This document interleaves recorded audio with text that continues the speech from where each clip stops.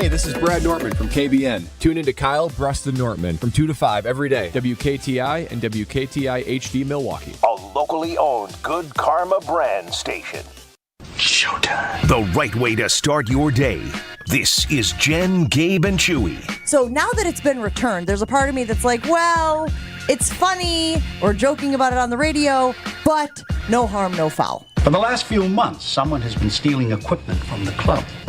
2 nights ago, they pulled a big one. They took a pitching machine, a batting cage, the infield tarp, and all of Mr. Steinbrenner's vitamins. Because wouldn't you hey, my bad? Maybe they are going to my bad. Maybe they just haven't my badded yet. It looks like they knew they did something wrong. We have reason to believe it's an inside job. So, if anybody here knows anything about it, I recommend strongly that you come forward. I guess I'm hopeful that there was a face-to-face planned to say, oopsie poopsie. You know, George, I've been your biggest supporter around here, and that's why I was so disappointed to hear that you've been pilfering the equipment. George would never do anything like that. No, why would I? I own it. Right. So what are you saying? Why would George steal from the Yankees? He wouldn't. This is Jen, Gabe, and Chewy, broadcasting live from the Gruber Law Office's One Call That's All studios at the Avenue with Gabe Neitzel and Mark Chamorro. Here's Jen Latta. Running her mouth, she wants to ride it, she's trying to hide it. I'm cool as ever, she's too excited. Her man look like he wanna fight, he ain't doing nothing but running his mouth. Talk about it, we all about it. They making plans, we sit and count. Our chairs stacked just like a mountain. You heard about it, she running her mouth, she wants No to ride Gabe it. today on Jen, Gabe, and Chewy, which means that Monday was no Chewy day on Jen, Gabe, and Chewy, which means Tuesday was no Jen, Gabe on Jen, Gabe, and Chewy, and today is no Gabe day on Jen, Gabe, and Chewy. So we are just Na. Connect the dots. Remember that show? Wait, Pee-wee's Playhouse. Yes. Yes! Yes. He nailed it. Shut up, Josh. Sorry, that was aggressive. The heck? I know, but He didn't even say he was anything. at me Oh, was yesterday. he in your ear? No, yesterday. Yeah, I trolled him on the poll ranking. Well, I heard. And your first line was, where are the Jaguars? Doug Peterson. And then you said, Atlanta. Atlanta. Which I said don't sleep because they have one win. Don't sleep. They are not. Don't sleep on Minnesota.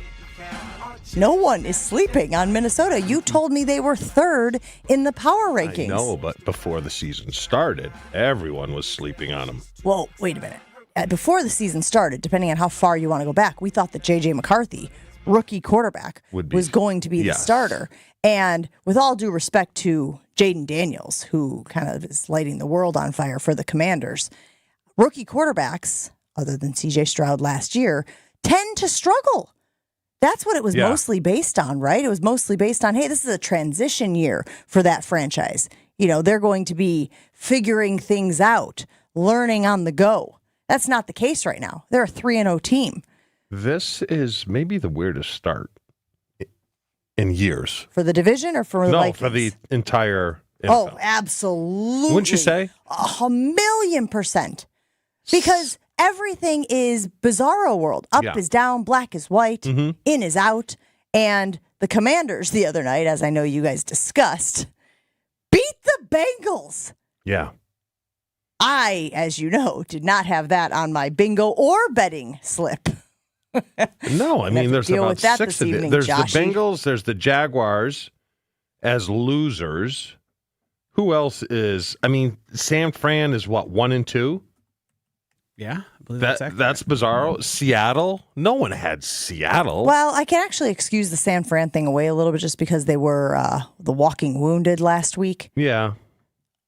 Who's another weirdo team? Cleveland?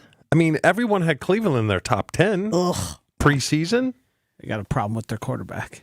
Big problem. Of course, they won the week that I said that they wouldn't win. I'm a little tired of Mike McDaniels, the offensive guru. Whoa, quarterback. He was playing Tim We're freaking playing Boyle. with Malik Willis. Okay, but don't. So you're saying that's an interesting thought. So you're saying that LaFleur is better than McDaniels. So call LaFleur the offensive wizard, not Mike McDaniel. Hey, is that fair? Yeah, you're not going to have to do much campaigning here for that. No. fine by me. But I think that is interesting because we did give Matt LaFleur his flowers, which, by the way, LaFleur, does that mean flowers? I heard people saying that this week. I didn't look it up. I'll look it up. I'm not fluent in French. I actually know zero. What does that mean? Hand me the chalk. That's the only thing I remember from Of French all class. the things. Fleur is flower in French. Yeah, so hand him his really? LaFleurs is what I heard people saying this week. Tim Boyle, though, is Tim Boyle better than Malik Willis? I would say yes. Based on what? Playing quarterback. I mean, this is the headline. I just read it, and it kind of gave me a little chuckle. Let me find it. How'd you lose it? I just read it. Just had it. Your computer only stays on the ESPN homepage. Yeah, very excellent. Great point by you, Josh. Hold on. Oh, here it is. It's from the Bleacher Report. GM Packers head coach has done a great job with Malik Willis, who I don't think can play football. Yes, we did discuss that. Yes. That's wonderful. Yeah. I think they're kind of wrong. Wait, you think he can play football? I think he can play a brand of football. Oh, sure. And I was telling these guys yesterday, I thought installing the read option with him was smart as ever. Yeah. You know? Well, so he can play a brand of football. He can play a brand of football. And Matt LaFleur figured out what that brand was, and they schemed him up so that they could be successful. That's now, a great are offensive you mind. in the camp of Jordan Love will be back this weekend under center? Do you believe Jordan Love will be back? Yes. I mean, if he's taking team reps, which they said yesterday, means they're ramping him up, I believe, to play this week. Now, if he doesn't, Jordan is subservient to his agent, which he should not be. Wait, what? He should not be subservient to his agent? Explain to me what you're thinking. Because the agent doesn't know his body. And the agent really doesn't know the temperature of Wisconsin. You know, he can be a voice. He can give his opinion, but ultimately it's up to the player to say, no, I'm good. At 95%, I should be playing football. When you say temperature of Wisconsin, do you mean the literal temperature or how fans might feel? How fans might feel. Gotcha. Yeah, eek. Because if he doesn't play this week after practicing the last 2 weeks, people are going to start to get a little restless based upon the fact that you had a guy who was here for years that has all-time consecutive starts and the next guy who played with a lot of injury, played through a lot of injury. Okay. Want to dig into that a little bit here because I'm not saying that you're wrong. I think you are right in your thought process. I, however, think Jordan would be wrong in his thought process if he subscribed to that at all. If his agent subscribed to that at all. Chewy, you know the temperature of the fans here, having been a player. You also are somebody who notoriously wanted to be on the field. You talked about the accountability to your teammates and wanted to be out there. Yeah. I think that has evolved. I think that has changed. I think we know more about healing and what bodies, like, again, we always talk about how you guys were, crushing burgers and beers. Sure. And what do you mean body is a temple? What do you mean this isn't the optimum nutrition for playing football at an elite level? So I feel like we know more in that space. But I don't see Jordan as a guy who is shying away from playing. I think if he feels like if he's close to 100% or 100%, he'll go out there. But I also feel like it was a legit injury, as Matt LaFleur told us, as Matt LaFleur reminded us earlier this week. This was a legit injury. This wasn't some you have mentioned before, Chew, players who were unhappy with their contract, who then decided they would sit out games as sort of a even Steven, how to balance the scales, if you will. That's not what this was, right? No, it's not, but I still think, and I'll go to my grave, believing that part of the contract that you sign and the money you're paid is to play, not injured, but maybe a little hurt. I think 95 is a fair gauge. I don't think guys haven't done this. I don't think you have to wait till you're 100%, because as the season goes along, you're not 100%. You're not. Week 13, you're not. You're 100% the first day of training camp. And then it chips away because your body gets beat up. But if you get injured in week 1, at the end of week 1, that's not something you're building into that schedule. That's not something you're building into the plan. You just mentioned week 13. You recognize that your body's a little broken down. There's wear and tear. You know that's natural for the game. Yes. In week 1, if you suffer an injury, how do you want to? How would you have handled that? Because you want to be healthy at the end of the year, right? You got to make that run. Sure. You got to make that surge. But the problem with that, Jen, is I do not want this sport to morph into the NBA. I don't. And I see it trending that way, where the regular season has been devalued. Okay? It's just, I don't want that, and I don't think these guys that wait till they're 100% back, I could never do it. I don't like it. I see the game trending that way, where the regular season doesn't matter. All it is get to the playoffs, and I don't like it. Let's hear from Matt LaFleur, who talked about Jordan Love's availability and what he will be doing this week in advance of the game against the Vikings. Well, we'll see. I mean, again, I think anybody that saw what happened to him, I mean, that's a legitimate injury. So, he's working through it. He's doing everything in his power. He wants to be out there, and we want him out there. I mean, it'll be 4 weeks on Friday, right? Yes. Joshy? 3, right? 3. 3 weeks? Yep. And it was a 2 to 4, 1 to second degree strain. Sprain, right? Was it a sprain? I believe it was sprain. But was it 2 to 4 or 3 to 6? They depended on who you heard. Yeah, from. I heard anywhere from 2 to 6, basically, to give ourselves the most space. See, in my day, it was 2 to 4. And guys most times would come out on the front end of that. Mm-hmm. So, and I've had MCL sprains.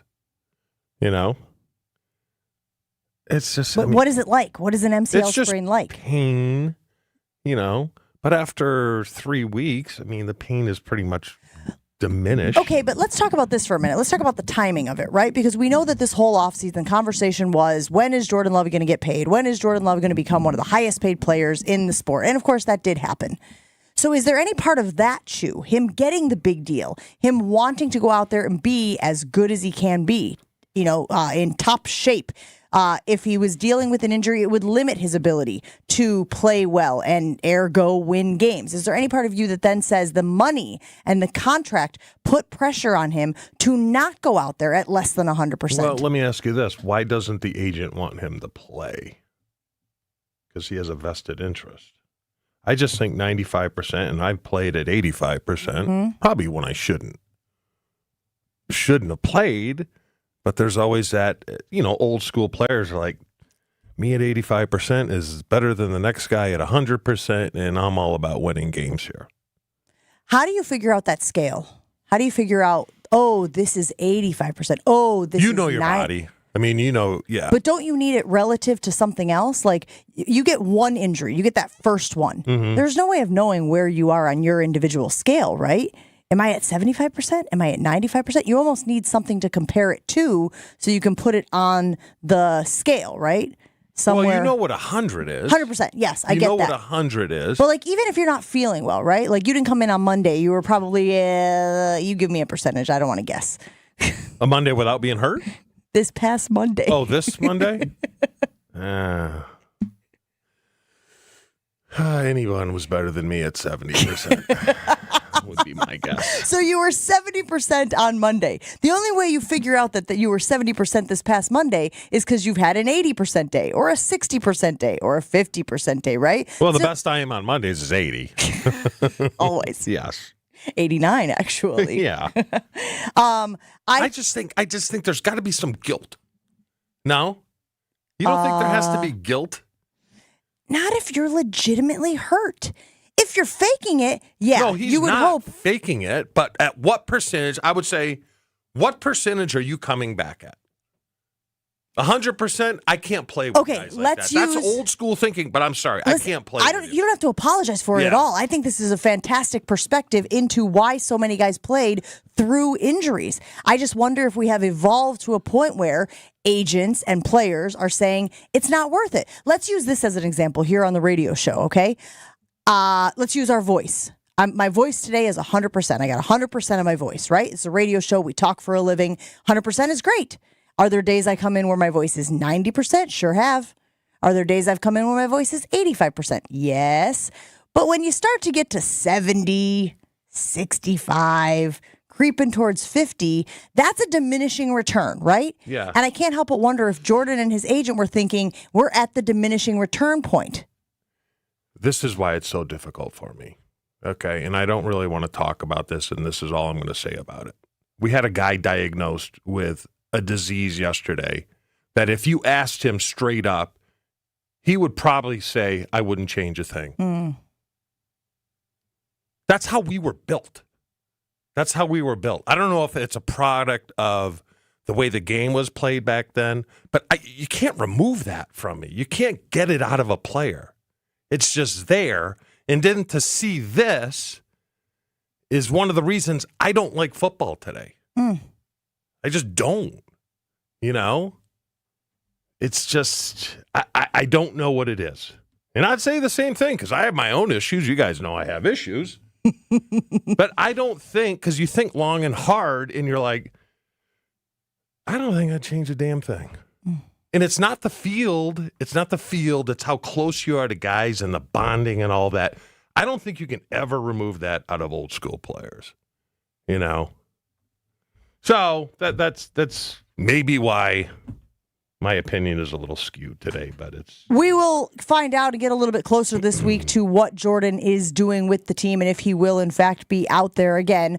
We have Adam Schefter coming up a little later in the show, and he has always said that he was sort of circling the Minnesota Vikings game as when Jordan Love would be back. But it has been a very interesting road for the Packers to be without their starting quarterback since the second week of the season, to be able to tread water. And now, my question to you guys is would this be a statement win? If the Packers win on Sunday over the Vikings, man, if you would have told me 5 weeks ago we'd be talking about, beating the Vikings could be a statement win for the franchise, I would have said, what are you, high? What are you, have a fever? Can we get you some zinc? Can we get you some vitamin C? That's crazy talk, but here we are.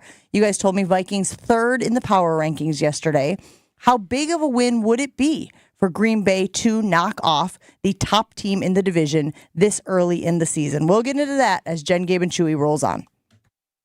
Jen, Gabe, and Chewy are back after this on 94.5 ESPN.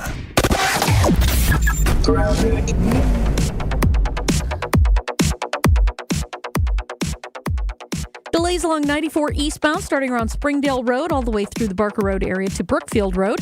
And then you're back on the brakes from 92nd Street all the way through to about 35th. The westbound side is slowing down from 35th Street to Mitchell Boulevard. A little bit tight northbound on the Rock Freeway between Highway 100 into the Hale Interchange.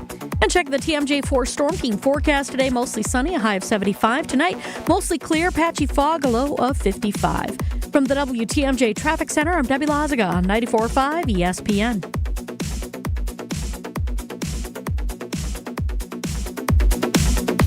ESPN Wisconsin's Mark Tauscher, and summer is here. But if you want your parking lots and asphalt to be ready for winter, you have to remember the 3 R's from Johnson & Sons Paving. Reseal every 2 to 3 years. Repair when you see signs of cracking or potholes. And replace if there's constant standing water, buckling, or sinking. Don't scare customers or tenants away because of a bad parking lot. Connect with Johnson & Sons today before minor repairs end up being huge headaches. Schedule an appointment at johnsonsonspaving.com.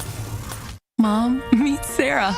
From first-time Nana moments. Yeah, welcome to Flight 101. To annual girls trip moments. Your can't-miss moments are worth protecting against RSV. If you're 75 or older or 60 plus with a chronic condition like asthma, COPD, heart disease, or severe diabetes, you're at higher risk of landing in the hospital from RSV. And there are no prescription RSV treatments. Check eligibility and schedule your RSV vaccine at vaxassist.com. So where should we go next? Sponsored by Pfizer.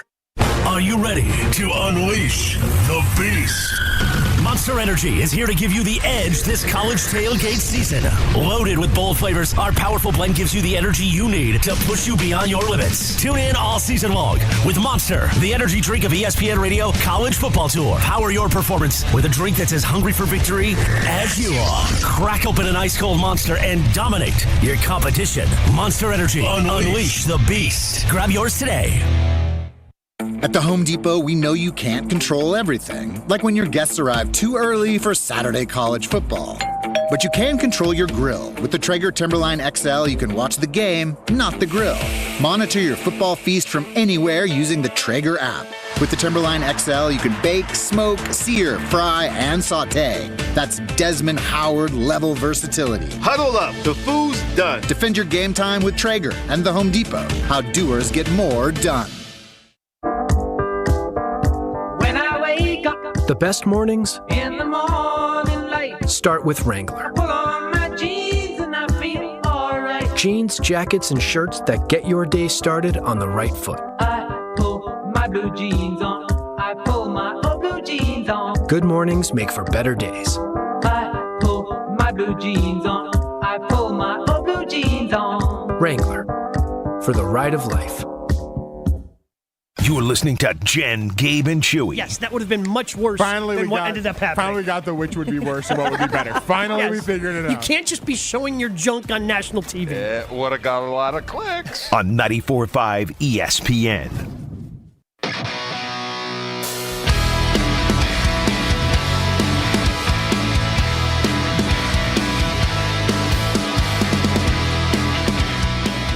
According to Vivid Seats, the Packers-Vikings game is the hottest NFL ticket of Week 4 with an average ticket price of $431.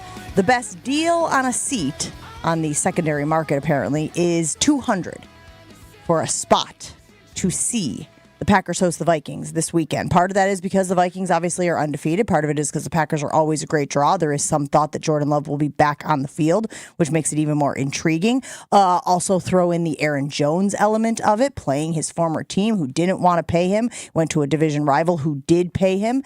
And these are the top two teams in the division right now. Chewy, you had mentioned how you thought maybe the Bears might be one, but now they are not even in your rear view mirror. No. A lot of car analogies from you, by the way, right? The driving, the rear view mirror, the side view, the 25, the 45. Yes. I think people love their cars. but looking at a couple teams, I don't think Minnesota, I don't know. I can't buy them right now. They're playing well. And they beat two good teams in San Francisco and Houston. But is it sustainable? Is Darnold sustainable? I don't think so. It's much like the Steelers. You think the Steelers are sustainable at 3-0 with Justin Fields? What do you mean by sustainable? Like, do I think they're going to run the tables like the Dolphins? I don't see them going 13-4. I don't see them even going 11-5. But don't you think a hot start like this helps? It does, but there's a lot of teams that start out 6-0 and then lose 6 in a row. And are there 6-0, 6-0? I would imagine 6-0, not a lot, but there are a lot of teams that start out hot and then fade. But the Eagles have famously done it last year. Yes. The Vikings have also famously been in terms of wins, one of the best, and then everyone predicted them to lose. Remember that playoff series? It was against the Giants and Daniel Jones. But famously, Chew, you and your brethren, don't you guys often break the season into quarters? I know it's not as clean as it was when we were playing 16 games, but extra game. Thank you, Josh. Yes, really jams things up from a fraction standpoint. What I was trying to say though is they're going to win the quarter. I mean, 3-0. Yeah, you go 3-1, you still win the quarter. Isn't that some metric that feels like you're trending in the right direction, or are you saying it doesn't mean anything? Well, we break it up because of the monotony of it all. You know, it's just instead of saying, all right, 17 games run week 4, you chop it up and players do it and coaches do it. We're realistic. I mean, everyone at the start of the season, all 32 teams think they have a shot at the Super Bowl, which they don't. Now, behind closed doors, you're like, you're always looking for that progression. But no, I don't think it's sustainable. Just like the Packers are going to lose 2 in a row at some point, in the world's going to be imploding. You know, it's going to happen. It happened to us our Super Bowl year where we lost 2 in a row. We're on the verge of losing 3 in a row to a horrible team, and then we pulled ourselves out of it, and you reboot. But every good team is going to go through adversity through the season. If you were to look at the schedule right now for the Green Bay Packers, where would you guess that 2-game losing streak, which you are saying happens, would come? They've got the 49ers on the schedule, but that's sandwiched by the Bears and the Dolphins. You're out on the Dolphins. We just talked about Tim Boyle, the laser show in the first segment of the program. I mean, you look at the start of it, because we thought the start of it would be the Rams, because the Rams preseason ranking was pretty good, but I don't know. Josh, do you know how long Kupp and Puka are out for? We don't. We don't. They haven't put Cooper Kupp on the IR, but there's some speculation that that's simply because they only have so many designated to return spots. But even so, that game, and this is what it comes down to, is sandwiched by the Vikings and the Cardinals. And the Cardinals, they're dangerous. They can score. They can score. They look a lot better. Now, the fact that that's at home is a lot better. Jacksonville, that doesn't look as dangerous anymore. Correct. Chicago, I don't know how you feel about that. I mean, Miami, is Tua going to be back? No, that's what I'm saying. Like, for whatever reason, this 2-game-in-a-row thing might be tough the way this. I mean, maybe it's the Lions-Seahawks. Seahawks are another undefeated team in the league. Maybe that's your stretch. But also, do the Seahawks come back down to earth by December 15th? I think the stretch of San Francisco, Miami, Detroit. I mean, that could be a lose 2 out of 3 there. Okay. So maybe not back-to-back, but 2 out of 3. You think Seattle's sustainable? I mean, they're 3-0. That's at Seattle, which makes it a lot tougher. Literally just said that. Yeah. Oh, you did? I'm sorry. The degree of injuries... You were looking at the schedule. The degree of injuries make it really hard to predict because, I mean, the 49ers are decimated right now. Right. And it seems like the top players across the league, many of the fantasy football players out there are looking around going, what the hell's going on out here? Because it's just so hard to predict which, like, would we have predicted Jordan Love missing 2 games in this season? No, of course not. Right, but go take it one step further. Would we have predicted the Packers going 2-0 in absence with the absence of Jordan Love? Also, so it's like there's so many layers to this. Like, could Tim Boyle win a couple games with the Dolphins? I mean, I guess they've got a ton of talent out there. Yeah. I mean, and you got to look at last year. Didn't the Bears turn it on at the end of the year? They kind of stunk in the beginning. Correct. So it's so hard to predict these days. I mean, I would have never thought the Rams, without their 2 best receivers, would wind up beating San Fran, even though they're beat up. So you just don't know. And the injury bug hasn't hit. I mean, outside of Jordan, hasn't really hit Green Bay yet. There's really no preferred starters missing time. Yeah.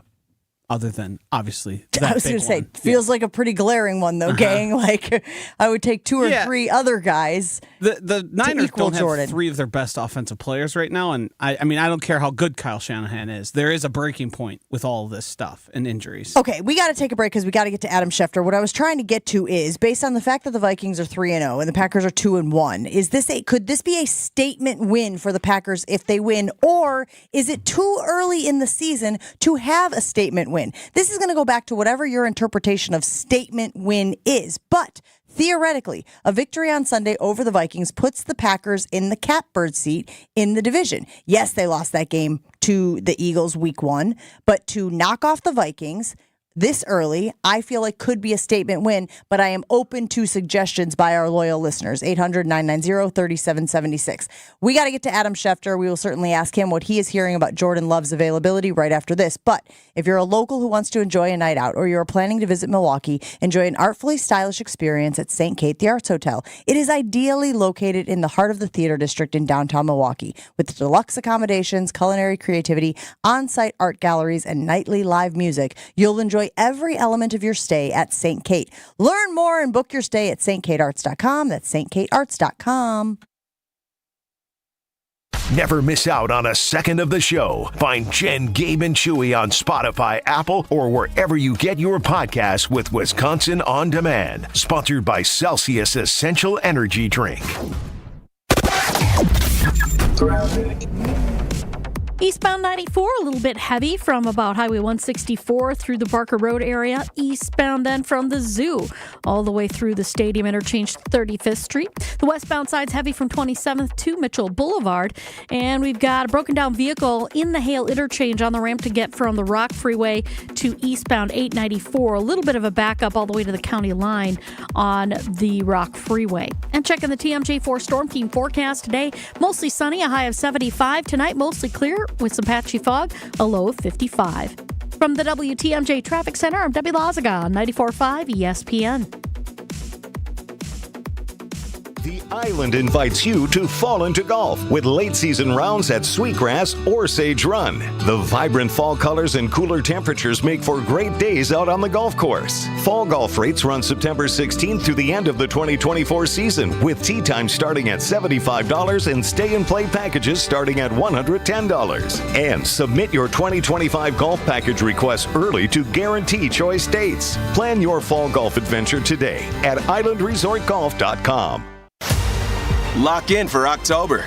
Brewers postseason tickets are on sale now. Clear your schedule, claim your spot, and be here for a Brewers postseason run you don't want to miss at brewers.com/postseason.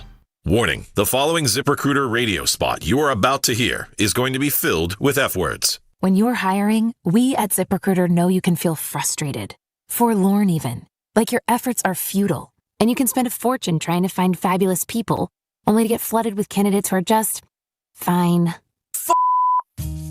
Fortunately, ZipRecruiter figured out how to fix all of that. And right now, you can try ZipRecruiter for free at ZipRecruiter.com/free. With ZipRecruiter, you can forget your frustrations because we find the right people for your roles fast, which is our absolute favorite F word. In fact, 4 out of 5 employers who post on ZipRecruiter get a quality candidate within the first day. Fantastic. So, whether you need to hire 4, 40, or 400 people, get ready to meet first-rate talent. Just go to ZipRecruiter.com/free to try ZipRecruiter for free. Yeah, I got you. Don't forget, that's ZipRecruiter.com/free. Finally, that's ZipRecruiter.com/free. Hey, you. Daydreaming about that perfect house again? Hi, it's John Reeds from Great Midwest Bank. And whether your dream includes buying or building or renovating your current home, I'm happy to report that mortgage rates are finally starting to turn around. So make those dreams a reality with a custom-fit Great Midwest Bank mortgage product. We've been serving Southeast Wisconsin homeowners for nearly 90 years. Find a local experienced loan officer at greatmidwestbank.com. We can't wait to get started. Great Midwest Bank, your simply local equal housing lender. Everyone's go-to source for all NFL news. And we're going to get right to some breaking news here that just came down. This tweet from Adam Schefter. Adam's on the phone. Adam, you have more news? What do you got? They're going with another move. And he was the man who knows all, Adam Schefter. It's ESPN NFL insider Adam Schefter. Initially, I was told from the jump 3 to 4 weeks. I was told initially that the games that were most likely for him to come back were either the Vikings in week 4 or the Rams in week 5. Adam Schefter on JGC is sponsored by Island Resort and Casino. Gaming, casual, and fine dining. 2 golf courses, a luxury spa, and live entertainment. Your total experience is at the Island. All right. Time to talk to Adam Schefter about a little bit of NFL news. Good morning, Adam. How are you today? Adam. He was just there. Oh, there he is. Adam. Yeah. You got me? Yes, we got you. Woo, technology. What is the latest you are hearing about Jordan Love's availability against the Vikings this weekend? Oh, look, I think everybody who watched him warm up on Sunday in Tennessee would have to think that at the very least, he has a realistic chance to start this week. I think, frankly, it would be a surprise if he didn't start against the Vikings, but they have to go through the week. They have to see how he fares. They have to see how his knee responds. They have to see how he looks. All those things are true. But again, judging on how he looked and how he performed, I'd be surprised if he didn't start on Sunday against Minnesota. Adam, were you surprised these past 2 weeks how good Malik Willis has looked? Or do you chalk that up to LaFleur? Just knowing his skill set in developing a game plan for that skill set. Both. Sure, here's the deal. When Malik Willis was coming out, I remember thinking he was going to be a first-round draft pick, and I think he wound up going in round 4, I believe, is where he went. And, again, it takes different guys, different amounts of time to develop. Like, he has had talent. He can be a good quarterback. And obviously the guy handles himself in a very professional way. People around the guy are really impressed with him. So you take the attributes that he has and you marry it with Matt LaFleur and his offense, and this is what you have a chance to get. And it turned out to be the best case scenario for Green Bay. Like, if you could say Jordan Love is going to miss 2 games and Malik Willis is going to step in and win both them when the team started 0-1, I mean, that is huge that guy could get that done. And so, yes, Matt LaFleur deserves credit. Malik Willis deserves credit. They both deserve credit for getting this team to where it is today and being in a position to have this huge game against Minnesota on Sunday with Jordan Love back in the lineup. Adam, we are playing the Vikings this weekend. Not me. I will not be on the field. I know that's a shocking revelation to you, but the Packers will be playing the Vikings this weekend. And, of course, all eyes will be on Sam Darnold. I guess he got good news about his knee, so he's not expected to miss any time.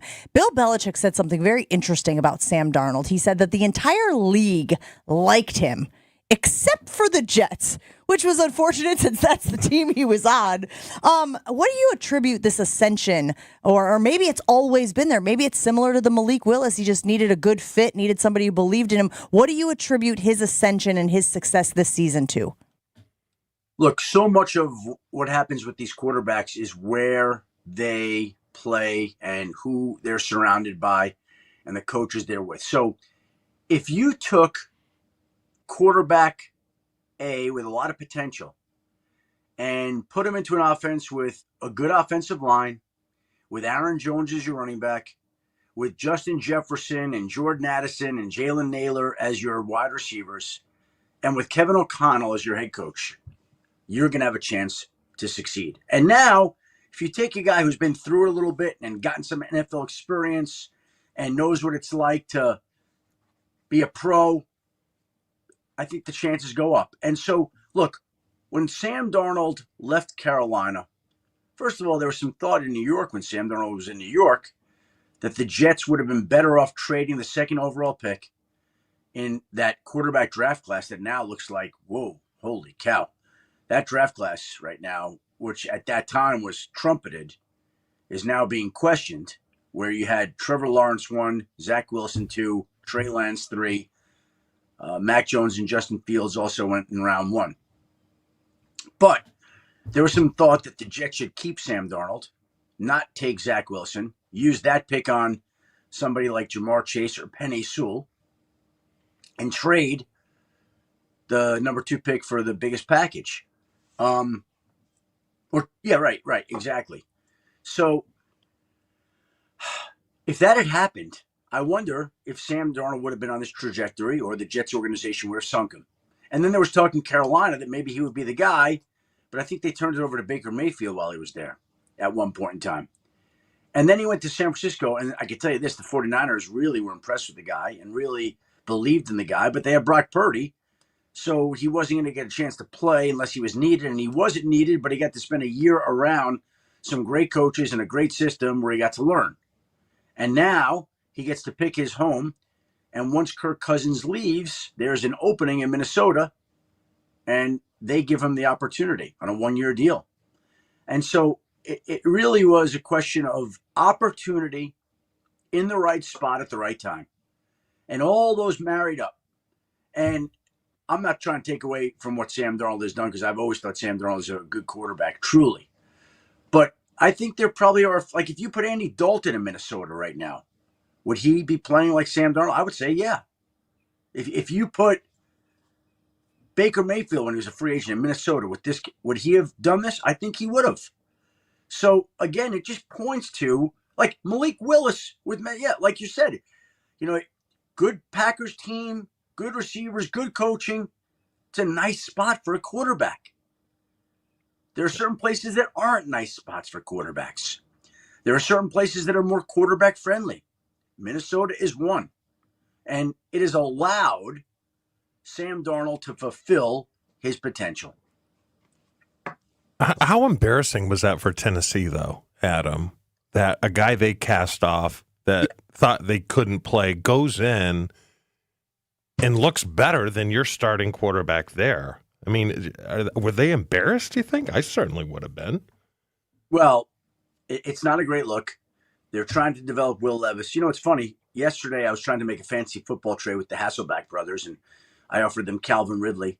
And they're like, hey, this city right now is obsessed. It's like on fire with Titans quarterback chatter. You know, they both lived there.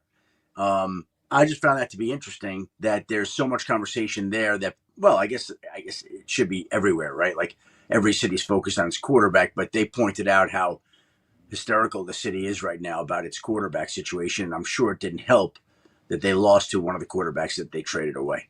Gonna need the details of that proposed trade, Adam. I had to trade for David Montgomery. Because familiar with him. Well, again, when the year started, I openly said that I didn't feel great about the 49ers, like Christian McCaffrey. I love him as a player. I've known him since he's a little boy. I know his family 30 years.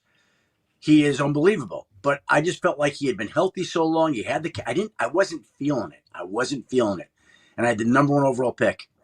And I still stood there and took Christian McCaffrey. So the other day, I offered Christian McCaffrey and Jordan Mason and Isaac Garindo, the entire 49ers backfield, to Teddy Bruschi for Jahmyr Gibbs. But then I was only going to do it. I was only going to do it if I could get David Montgomery, because I want to have a full backfield locked in. And so I offered Jaden Daniels to the Hasselbacks, and they didn't want to do that.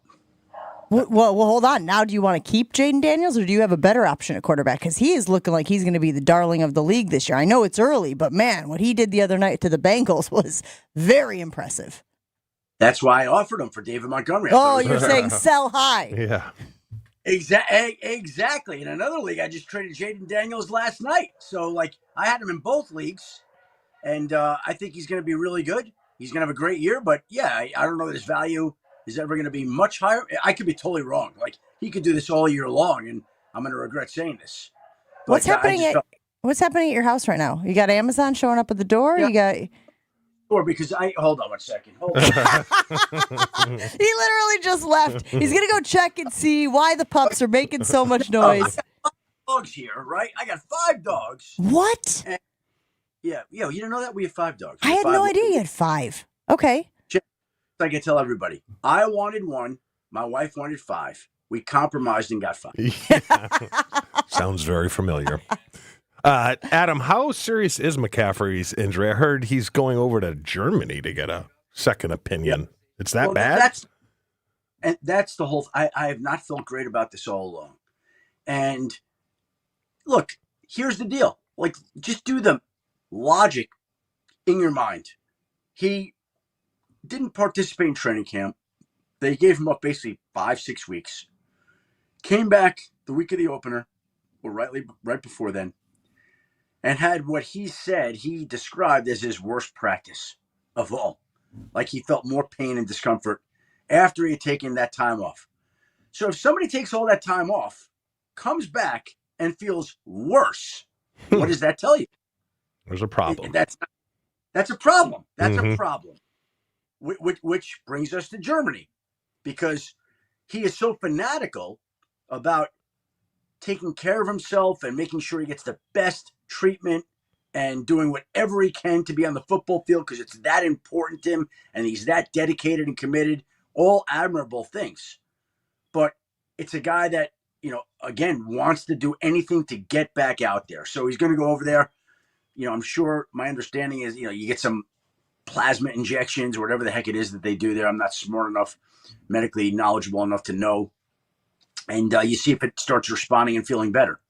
But I wasn't feeling it all year, and I'm so mad at myself because it was in my gut, and I still didn't listen to it. I hope he's okay for his sake.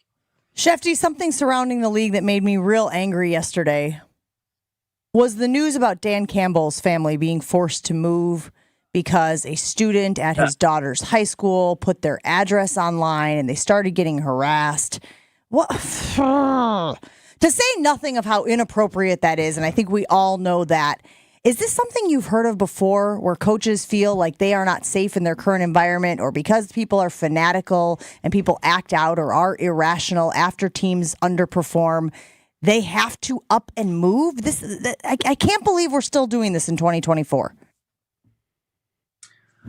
Well, have I ever heard specifically of that? No, Jen.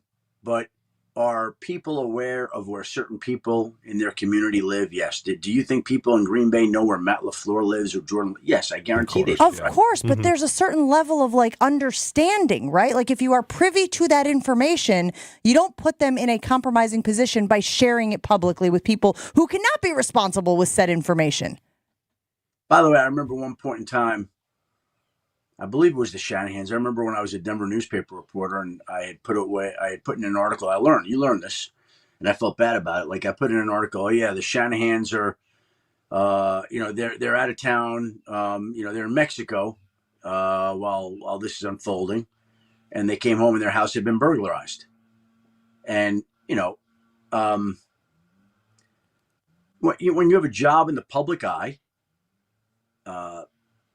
You'd like to think that people are going to be understanding of that, but in the world we're living in, there are a lot of disappointing things, and this is another example, and that's a high school student apparently, or right, a high school student we're talking. So high school students sometimes don't think things through, and clearly this is a immature, irresponsible, inexperienced decision. And then you'd like to think that people wouldn't react to it, but that's probably asking too much in today's society.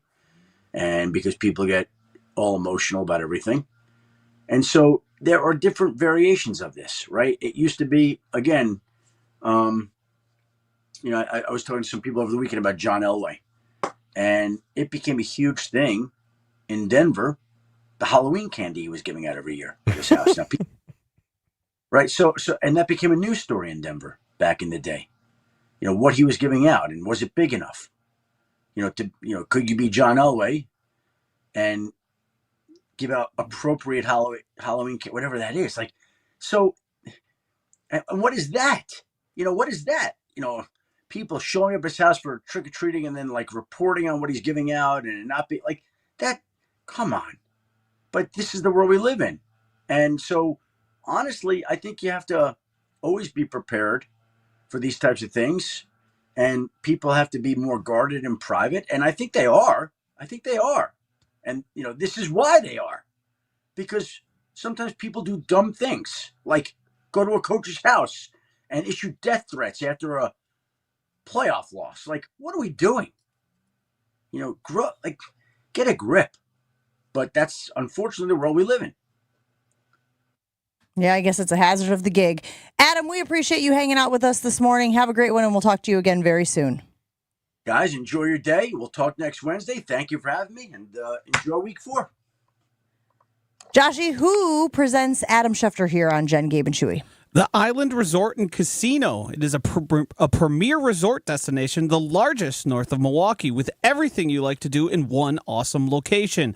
Visit islandresortandcasino.com and book your total experience today.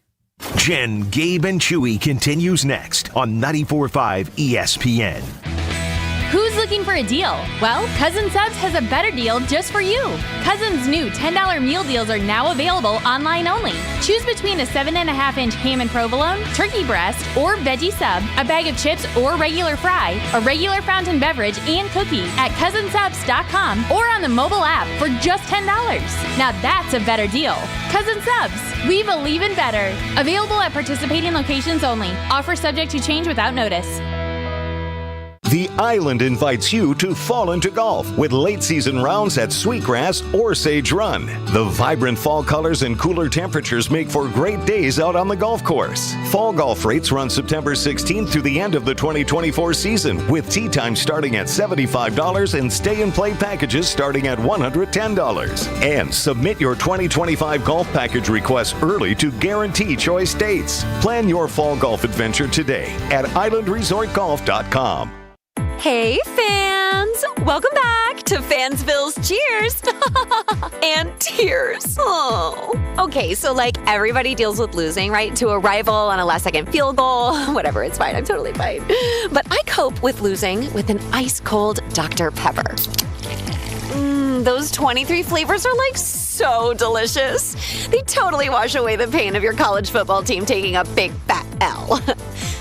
College football. It's a pepper thing. This college football moment is brought to you by ServPro. College football teams have moments they recovered from and made it like it never even happened. For instance, on September 21st, 2019, UCLA trailed Washington State 49-17 with under 7 minutes left in the third quarter. From that point forward, the Bruins erased that 32-point deficit, outscoring the Cougars 50-14 to win 67-63. ServPro, like it never even happened.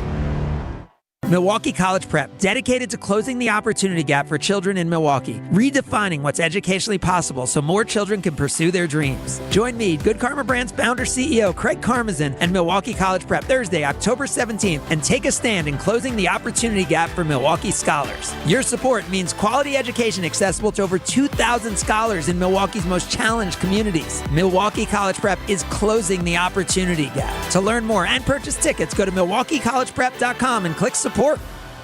My overall experience with Gruber Law Offices has been phenomenal. The treatment was excellent. They will be supportive of you. They will listen to you. It was a great experience knowing that I had people to help me. I know I could count on them to do what I needed to get done. Experience with Gruber was great. They gave me my life back. It was amazing. He gets results. We know how to win. If you've been injured, call Gruber Law Offices. One call, that's all. Gruber Law Offices had my best interests at heart. Pella Windows and Doors of Wisconsin present your Badger Minute. Here's Alex Strofe. This Badger Minute brought to you by UW Credit Union. For every stage of life, UW Credit Union is here for every you. Proudly serving Wisconsin for over 90 years. Hop in or hop online at uwcu.org to join. With your Badger Minute, I'm Riley Yauk.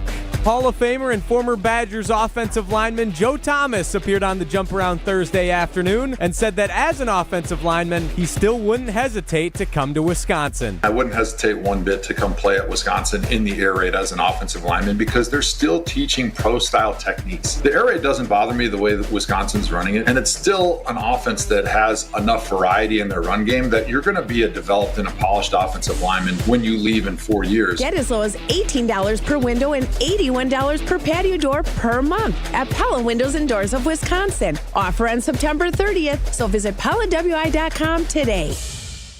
It's Jen, Gabe, and Chewy. I'm right-handed, but I'm with Gabe here, yeah. I feel more confident in my left hand here, just cupping right now, other than my other hand cupping. Mostly because I also... I get a lot more work on the right hand.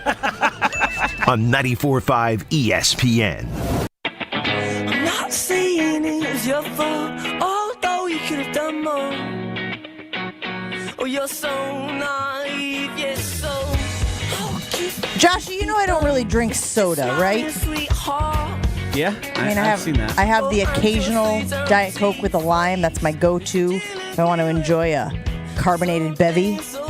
But did you tell me that there's a new beverage on the market? Yeah, one that kind of...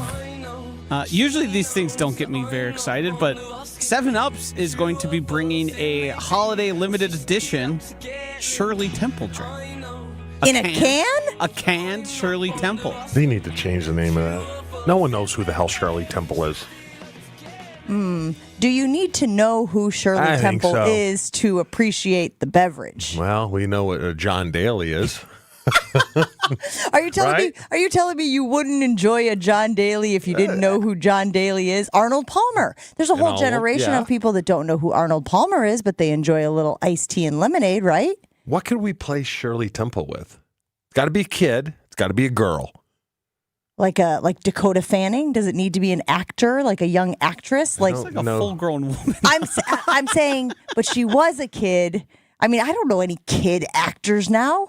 What do I watch? The Disney Channel? I do watch the Disney Channel. You, of anyone here, are probably watching the most. I don't know any kid actors. Would you call it like a Justin Bieber? No, Justin Bieber's tell you this. Off topic. It's a topic we're staying away from, at least right now. Very excited because I found Wonder Years on Hulu. Let's call it the Kevin Arnold.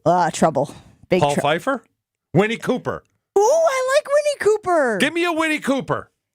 And it's just a Shirley Temple, but in 2024. Winnie Cooper was relevant 40 years ago. Yeah, but that's our wheelhouse. People know Winnie Cooper than Shirley Temple. He's not wrong. I don't know if that's accurate. Yeah, well. How about Simone Put Biles? it on the poll. How about a Simone Biles? She's short, so she... I like it. Yes, that was relevant. We should change the name of the Shirley Temple to the Simone Biles. It's like in her 20s. Now, does Simone deserve her own beverage? She probably doesn't want to knock off. She doesn't want to adopt a beverage that already has a name. Yeah. But all Shirley Temple is what? Sprite and cherry juice. Grenadine. Grenadine. Right? Do you get the maraschino cherries? Because if you don't get the maraschino cherries with the Shirley Temple, it's sort of a deal breaker, isn't it? That garnish is huge. Yeah, but then you got to charge more because maraschino cherries aren't cheap. Right? You probably also can't put them in a can without them turning into some gelatinous goo. Yeah. I remember it being a big deal. It was a Sprecher root beer or Shirley Temple when we went out in the 90s to an Applebee's. That was when we were really living as kids. Applebee's on a date night. So I don't really love grenadine. I also don't love maraschino cherries. But my kids, when we go out to dinner, they will still do the thing where they say, "Can I have a Shirley Temple? Can I have a Shirley Temple?" And because there is some level of novelty to it, I could see myself indulging in a 7-Up Shirley Temple. Who's the achy breaky heart? Miley Cyrus, also an adult. A lot more people know Miley Cyrus than Shirley Temple, though. But what part of the Shirley Temple estate is clinging to the right? They're not just going to give it up. They're not just going to say, yes, change the name. We're fine with it. The Shirley Temple beverage is a part of Shirley Temple's legacy. Is it not? I guess. You want to fight the Shirley Temple Is this what estate? she liked to drink? I have no idea. Maybe we should find out why it is called a Shirley Temple. Joshy? I am working on it right now. Let me do some reading. Yeah, it's got to be upgraded. The story goes that while out to dinner with her parents and other Hollywood types, Temple was jealous that their cocktails were garnished with maraschino cherries. So the bartender made a non-alcoholic version. Oh, all right. You're just going to take that away from her. Yeah, what the hell? You're saying you do want to take it away, or you've come around to say it should stay? No, I think you need to change it. Put it on the Jen, Gabe, and Chewy Twitter poll. Do you know who Shirley Temple is? Obviously inspires the beverage that has inspired the new product by 7-Up. I put on there already. Who is more known today, Shirley Temple or Winnie Cooper? And Shirley Temple's crushing. What? That's just because of the drink. I think the drink has kept the Shirley. That's what I'm saying. Totally. That's what you're misplaying here. Her estate is not going to give it up without a fight, is what I'm trying to tell you. You're going to have to give them some royalties in order to change the name. She apparently was not a fan of the Shirley Temple as she grew into an adult because she was often served it as a joke, and she did not find it funny. Well, if you throw a little vodka in there. Dirty Shirley. Is that what they call it? You bet your bottom dollar. Well, who was a bag from that era? Much like we do with Arnold Palmer and the John Daly. Oh, who drank a lot? I mean, they all did. Yeah. James Dean, Sinatra, all of them. Okay. Yeah. Kind of their whole thing. Not a healthy liver among them.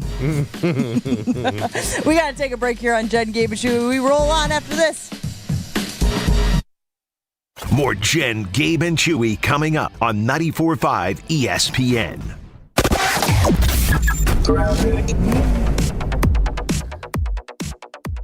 Southbound on 43, got some backups from just south of Good Hope Road all the way down to Capitol Drive. Westbound 94 backed up from 25th Street to Mitchell Boulevard, and then again from just before Highway 100 to the county line. Eastbound 94 heavy from before Highway G all the way to Highway 16, back on the brakes heavily out of the Zoo Interchange all the way through the Stadium Interchange. And we have an accident on 94 northbound right about at Rawson Avenue. This one is off on the left shoulder. And check the TMJ4 Storm Team forecast. Today, mostly sunny, a high of 75. Tonight, mostly clear, patchy fog with a low of 55. From the WTMJ Traffic Center, I'm Debbie Lazaga on 94.5 ESPN. Hey football fans, with BetMGM's Second Chance promotion, you'll get your stake back if your first touchdown scorer scores second. BetMGM and GameSense remind you to gamble responsibly. See BetMGM.com for terms. 21 plus only. This U.S. promotional offer not available in Mississippi, Nevada, Ontario, or Puerto Rico. Gambling problem? Call 1-800-GAMBLER. Available in the U.S. For New York, call 877-8-HOPE-NY or text HOPE-NY 467-369. For Arizona, call 1-800-NEXT-STEP. For Massachusetts, 1-800-327-5050. For Iowa, 1-800-BETS-OFF. For Puerto Rico, 1-800-981-0023. Subject to eligibility requirements. In partnership with Kansas Crossing Casino and Hotel. Tommy! I can't wait for golf this weekend, huh, buddy? Time flies. Love you, man. Oh, don't forget your knee brace again. We aren't in college anymore. Moments together matter, so help protect yourself from RSV. If you're 75 or older or 60 plus with a chronic condition like asthma, COPD, heart disease, or severe diabetes, you're at higher risk of landing in the hospital from RSV, and there are no prescription RSV treatments. Check eligibility and schedule your RSV vaccine at vaxassist.com. Sponsored by Pfizer. Tune in to KBN every day at 2 o'clock. 94.5 ESPN is WKTI and WKTI HD, Milwaukee. A locally owned Good Karma brand station. Showtime. The right way to start your day. This is Jen, Gabe, and Chewy. So now that it's been returned, there's a part of me that's like, well, it's funny or joking about it on the radio, but no harm, no foul. For the last few months, someone has been stealing equipment from the club. 2 nights ago, they pulled a big one. They took a pitching machine, a batting cage, the infield tarp, and all of Mr. Steinbrenner's vitamins. Because wouldn't you hey, my bad? Maybe they are gonna my bad. Maybe they just haven't my badded yet. It looks like they knew they did something wrong. We have reason to believe it's an inside job. So, if anybody here knows anything about it, I recommend strongly that you come forward. I guess I'm hopeful that there was a face-to-face planned to say, oopsie poopsie. You know, George, I've been your biggest supporter around here, and that's why I was so disappointed to hear that you've been pilfering the equipment. George would never do anything like that. No, why would I? I own it. Right. So what are you saying? Why would George steal from the Yankees? He wouldn't. This is Jen, Gabe, and Chewy, broadcasting live from the Gruber Law Office's One Call That's All studios at the Avenue with Gabe Neitzel and Mark Chamorro. Here's Jen Latta. Running her mouth, she wants to ride it, she's trying to hide it. I'm cool as ever, she's too excited. Her man look like he wanna fight, he ain't doing nothing but running his mouth. I am not as nervous as Gabe is. Gabe is nervous. About this weekend? Yeah, he said that if Jordan Love is out there, Chew, he's going to be rusty. Oh, yeah. I'm not saying he won't be rusty, but rusty Jordan Love, or to use, your percentages as you were speaking about before, a 75% Jordan Love, an 80% Jordan Love, a 90% Jordan Love is still better than a 100% Malik Willis. And I am not as nervous about Jordan Love going out there and showing rust. There may be rust. You may see glimpses of it, but I don't think it's going to be overwhelming. I don't think it's going to be a reason why they lose this game. I haven't decided which direction I'm going to go from a wager standpoint. I guess Joshy and I will discuss it tonight on the weekly wager at Potawatomi Sportsbook, 6 to 7 right here on 94.5 ESPN Milwaukee. But I'm leaning Green Bay. I think this game nationally is more about Minnesota than it is Green Bay. Because they're undefeated. Shockingly undefeated. Shockingly undefeated. Because much like me, they don't think it's sustainable. They've beat San Francisco, Houston back-to-back pretty handily. So I think, if you're not a Packers fan or a Minnesota fan, I think this will tell you more about Minnesota. Because I think nationally people think, all right, Green Bay can still go 2-2, and they're still going to be in the playoffs and be there. Or at least have a chance to win it all. They're not sure about Minnesota. Now, I think if Minnesota does beat Green Bay with Jordan Love in Lambeau, probably have to be believers, right? Probably. So they got a lot riding on it. Does 2-2 scare you? It doesn't scare me at all. Doesn't scare me, but I also think that the Packers can run the table in the division. That was my bold prediction on the Bold-a-thon with Wilde and Tausch. This would obviously... Yeah, I think they can. Now, would it be tough? Yeah, but Detroit's having some issues right now. Yeah, they have some issues. They don't play them right now, which is unfortunate. But that's why I asked you earlier in the show, and I really want to dive into this here. Would it be a statement win? Or is week 4 of the NFL season too early to have a statement win? No, I think it's a statement win. Because let's not forget, they played last week and pounded Houston without Hawkinson and without Addison. So, I mean, I kind of gave him a pass on San Fran. I'm like, all right, San Fran's beat up. Still a good team. The defense is still very solid and beat them, so I still wasn't sold. Last week, Houston's a pretty good team. You got to believe a little more. Now, if they beat Green Bay, then you really believe. Well, then what I thought about the Bears early on, now it's the Vikings. And I said yesterday, the Vikings now, I don't know if they're in the rear view or the side view. If they win, they're definitely in the side view. You feel like they're coming up in the blind spot? They might be in the blind spot. Just hanging out, hanging around. The reason I think this could be a statement win is because this would elevate the Packers to the top spot in the division. And if you believe that the Vikings will be there towards the end, that they will be one of the teams that they have to beat, to win the division, maybe even them fighting in the playoff picture, it's good to get this one out of the way. I also feel like the Vikings are going to continue building on this. So you guys always talk about the way that you install an offense. And with Sam Darnold, they're not throwing the book at him week one, right, Shu? I mean, they're kind of saying baby steps, guardrails, let's keep it, let's make sure that we don't lose the game. Okay, then the next week, you show you can handle that, you get a little bit more. The next week, you show you can handle it, you get a little bit more. So this offense with Kevin O'Connell is going to keep evolving. I'm a little nervous about Aaron Jones. I'm a little nervous about him with the revenge factor, wanting to show Green Bay that they made a mistake by not committing to him long term. I'm a little bit nervous that he has a big game. And as you have talked about, repeatedly, Packers run defense will be tested. Yes. Is that somewhere that you think the Vikings could take advantage of the Packers this weekend? They could, but typically when a player, the first time around, faces their old team, a lot of times they try to do too much. They try to do too much, and a lot of time that doesn't pan out. I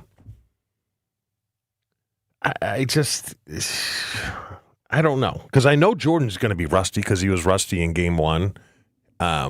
He's starting to practice. Practice is nowhere near what game speed is going to be like. I just think it's going to be a really good game. It's going to be back and forth.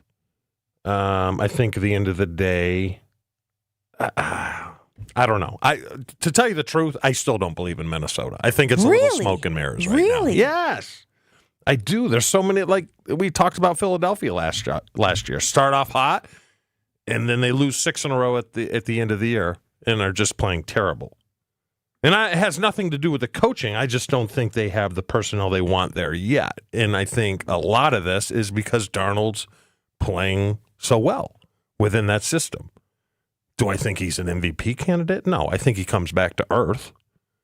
Are they going to be a playoff team? Possibly. They're the Bears. They're the Bears preseason, what I thought the Bears would be. And the Bears turned out to be what they always are. So. I was just pulling up the NFL stats for quarterbacks this season, and Sam Darnold is up.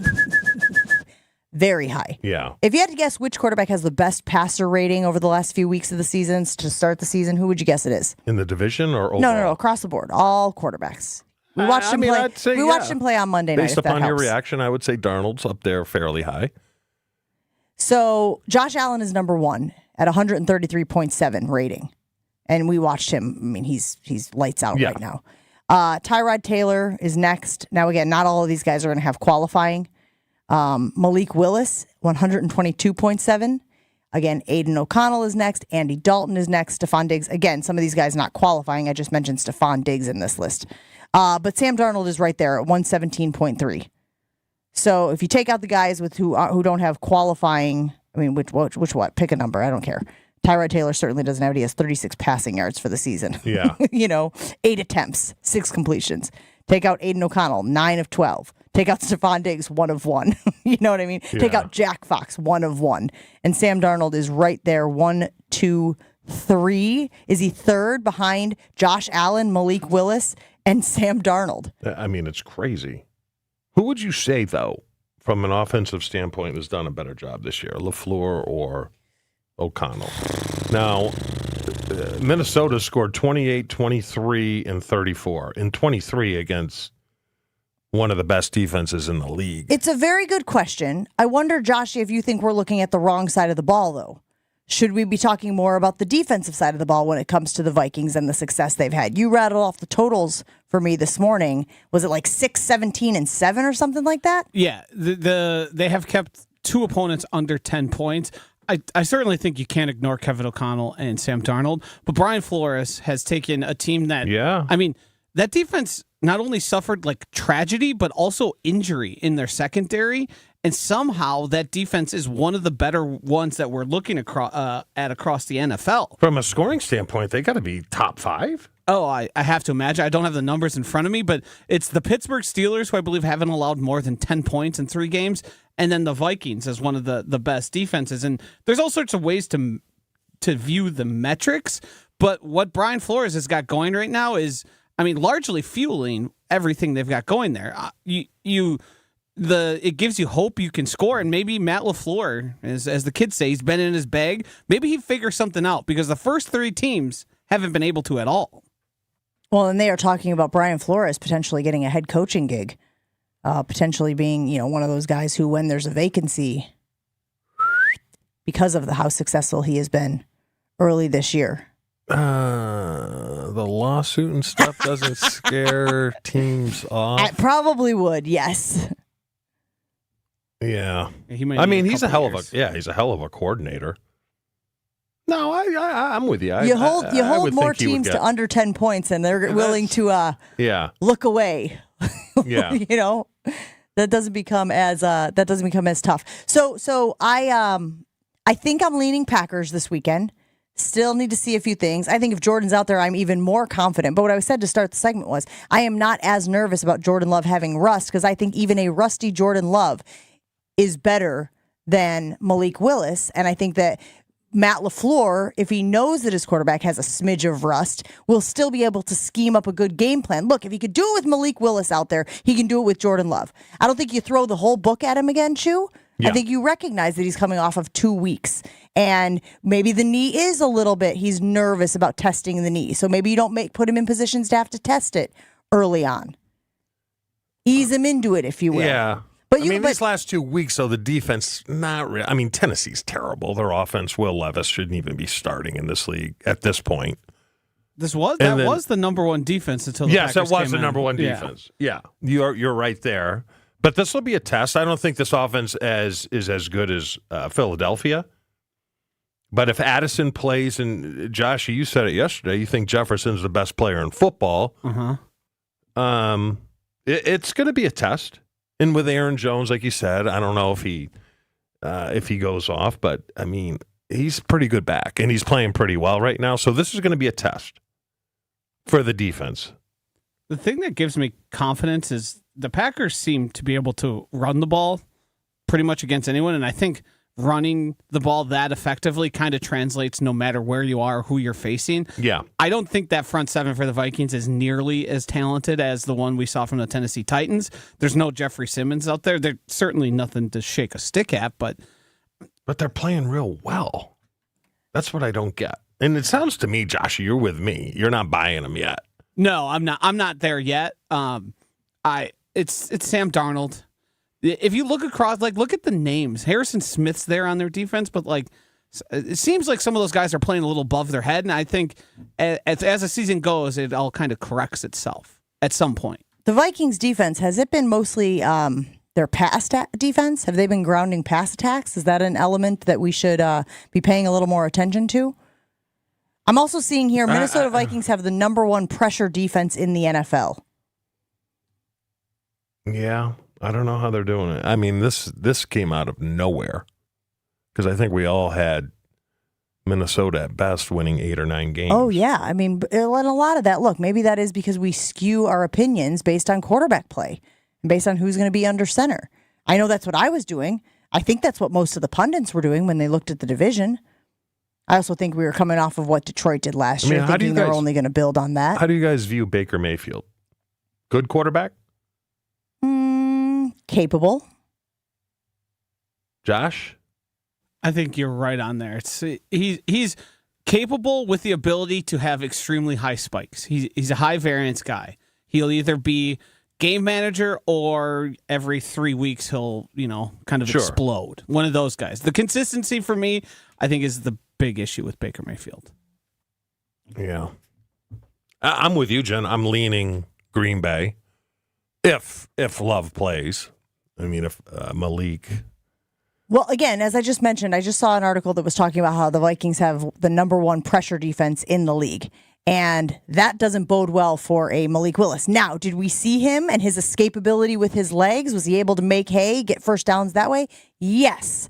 But it does feel like everything I'm seeing about the Vikings defense is they're going to pressure you. They're going to blitz. I would rather have Jordan, even with the experience he has out there against the blitz, versus Malik Willis trying to figure that out. I did a quick cursory search here on the rush yards per game per each team and the pass yards, like the defensive stats. The Vikings have the second best rush defense in yards allowed per game at 71.3, but a lot of that is predicated on the fact that the Vikings have jumped out to a lot of leads, which is important, which is largely the reason the Packers had so much success in the past 2 games.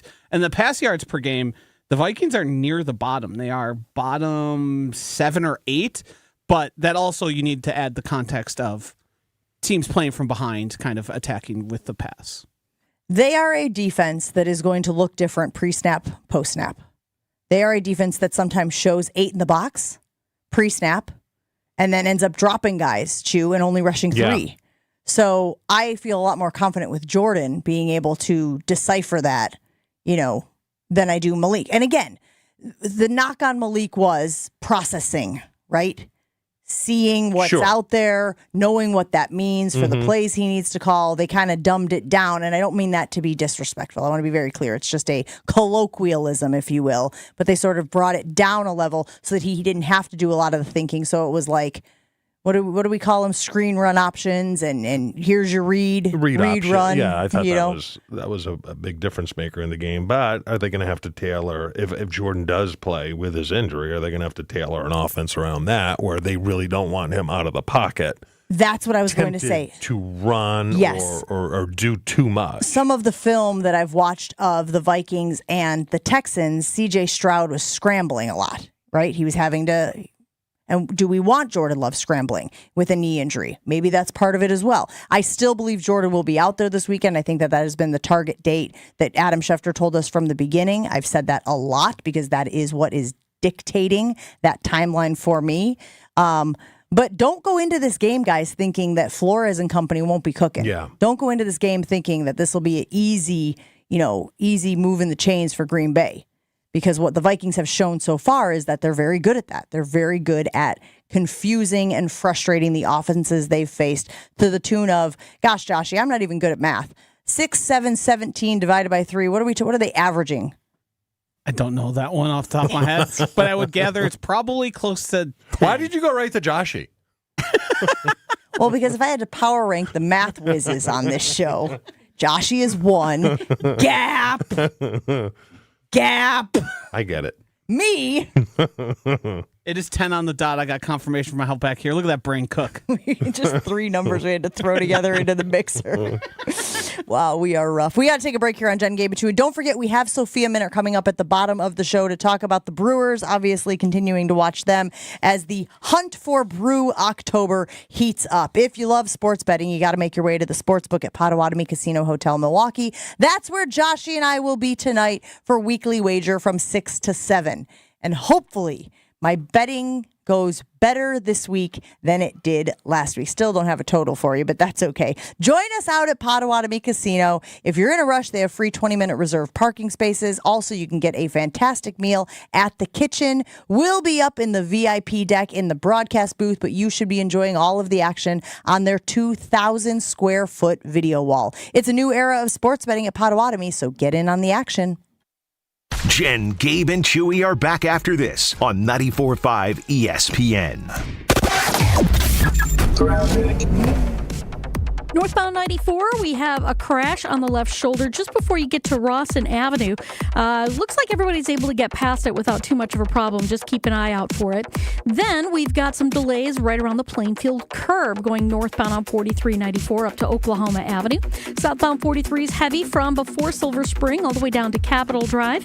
And then we've got eastbound 94 slowing into construction zone from Highway G to Highway 16. And then again from about 92nd Street all the way through the stadium to about 35th. And checking the TMJ4 Storm Team forecast today, mostly sunny, a high of 75. Tonight, mostly clear, patchy fog, a low of 55. From the WTMJ Traffic Center, I'm Debbie Lazaga, 94.5 ESPN. The Jen, Gabe, and Chewy podcast is sponsored by Celsius Energy Drink, and I am here to tell you it makes a huge difference in my mornings. With a unique blend of essential energy and key vitamins, Celsius is your partner to an active lifestyle. My favorite, the Peach Vibe. Learn more at Celsius.com and pick up Celsius Energy Drinks today. Lock in for October. Brewers postseason tickets are on sale now. Clear your schedule, claim your spot, and be here for a Brewers postseason run you don't want to miss at brewers.com/postseason. Hurt by a truck? Call Gruberg offices. One call, that's all. Finally, warmer weather, green grass, birds chirping. Don't spend your weekend surrounded by all that junk. Get your free, no obligation, same-day estimate from Two Men and a Junk Truck. You'll restore your sanity and reclaim your space when Two Men and a Junk Truck pulls in your driveway. Visit twomenandajuncktruck.com for your free, no obligation estimate today. Keep what you love, ditch what you don't. Let's get the latest from Lambeau. This is your green and gold fix on 94.5 ESPN. Brought to you by Tri-City National Bank, your hometown bank. Tri-City National Bank offers a full suite of personal and business banking products at 28 convenient locations. Open your account today at the community bank that was voted Milwaukee's best bank. Learn more at tcnb.com. Jordan Love's injury status for Week 4 remains up in the air. Despite being limited in all three practices last week, Matt LaFleur confirmed that the Packers quarterback did take part in team reps. However, limited will remain Love's status going into this week per the head coach. I'm sure he'll be limited and then work it day by day. The 2-1 Packers welcome in the undefeated Minnesota Vikings to Lambeau Field on Sunday, where the Green and Gold has won 2 of the last 3 and 3 of the last 5 against the Vikings. Kickoff is set for noon. This has been your Green and Gold fix on 94.5 ESPN. Brought to you by Tri-City National Bank. Concerned about fraud? Tri-City's got your back. Use debit card alerts. Help stop a card hack. You'll get notified when your card's being used so you can prevent your account from abuse. Tri-City National Bank. Member FDIC. This is Jen, Gabe, and Chewy. Thanks, Ernie. I'm going to Venmo you that money right after the show. You can't. You don't know how to use Venmo. Made my workload much less. But Ernie, you don't know how to Ernie, do it, and I don't know does how to it ever? It, so Yeah. On 94.5 ESPN. Football season is back, and I am excited to be back on campus with Celsius Energy Drink, which fuels my active lifestyle with its game day energy. Drink Celsius like me and college stars Travis Hunter, Jalen Milroe, Dylan Gabriel, and more. Explore all 27 refreshing flavors, sparkling or non-carbonated. There is a Celsius for every taste on game day. Stay active and energized all day long with Celsius by your side. Celsius, live fit. Sophia and Min are coming up at the bottom of the hour to talk about the Brew Crew as they continue to push for playoff baseball. We've been talking about the Green Bay Packers and taking on the Vikings this weekend. Chewy, let me ask you this. Can they win without Jordan Love? If Jordan Love decides not to play, and I am seeing reaction here, I want to get to this. Mr. 36 in the YouTube chat says, if Love doesn't play, no respect for him as a football player. Not with that contract and the Vikings coming to town and Darnold playing injured. Now, Darnold doesn't have any structural damage in that knee, but yes, he did go out of the game briefly last week, came back in. There was concern about his availability. He will play this week against the Packers. Does Mr. 36 have a case? I mean, he has a case.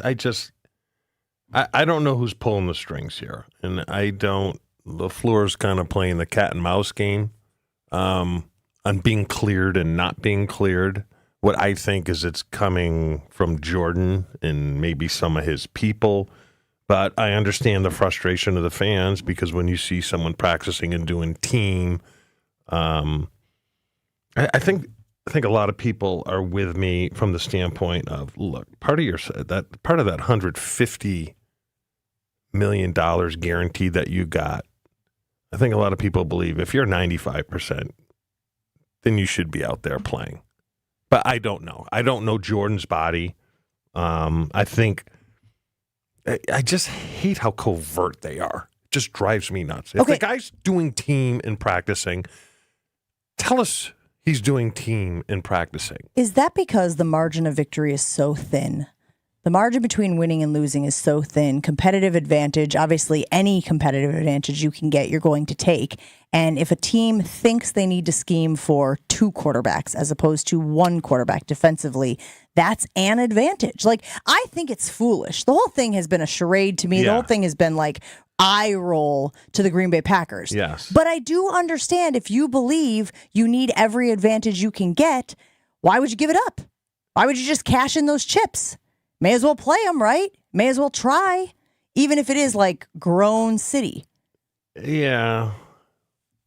I don't know. I just don't. I mean, football's not that difficult. These coaches make it sound like you're learning Latin all over again, and it is tough to a certain extent. But I mean, they're going to prepare for Jordan, and then it's kind of like their philosophy of, oh well, we're going to stop the run on the way to the quarterback. You know, we'll prepare for the best and pare down that way.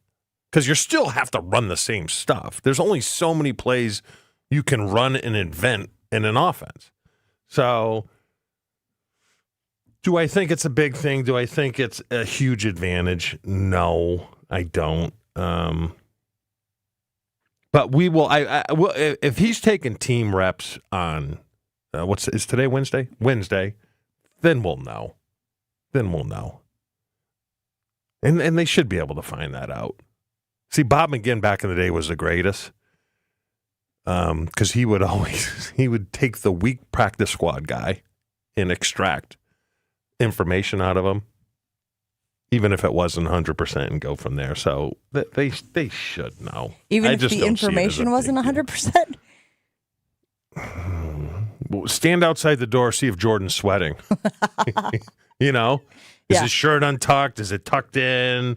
Does he have the black pellets all over his cleats? I mean, you can figure this stuff out. I just think at the end of the day, you have to play football, and the team who executes better is going to win the game. Not like, they didn't know Jordan was playing. I mean, guys aren't that stupid. Daniel the Sloth weighing in saying, Love should not play this week. They should give it one more game. We are flowing as a team right now. Ride it out one more week. I guess, Daniel, my only criticism of that would be, so you ride Malik Willis until you lose?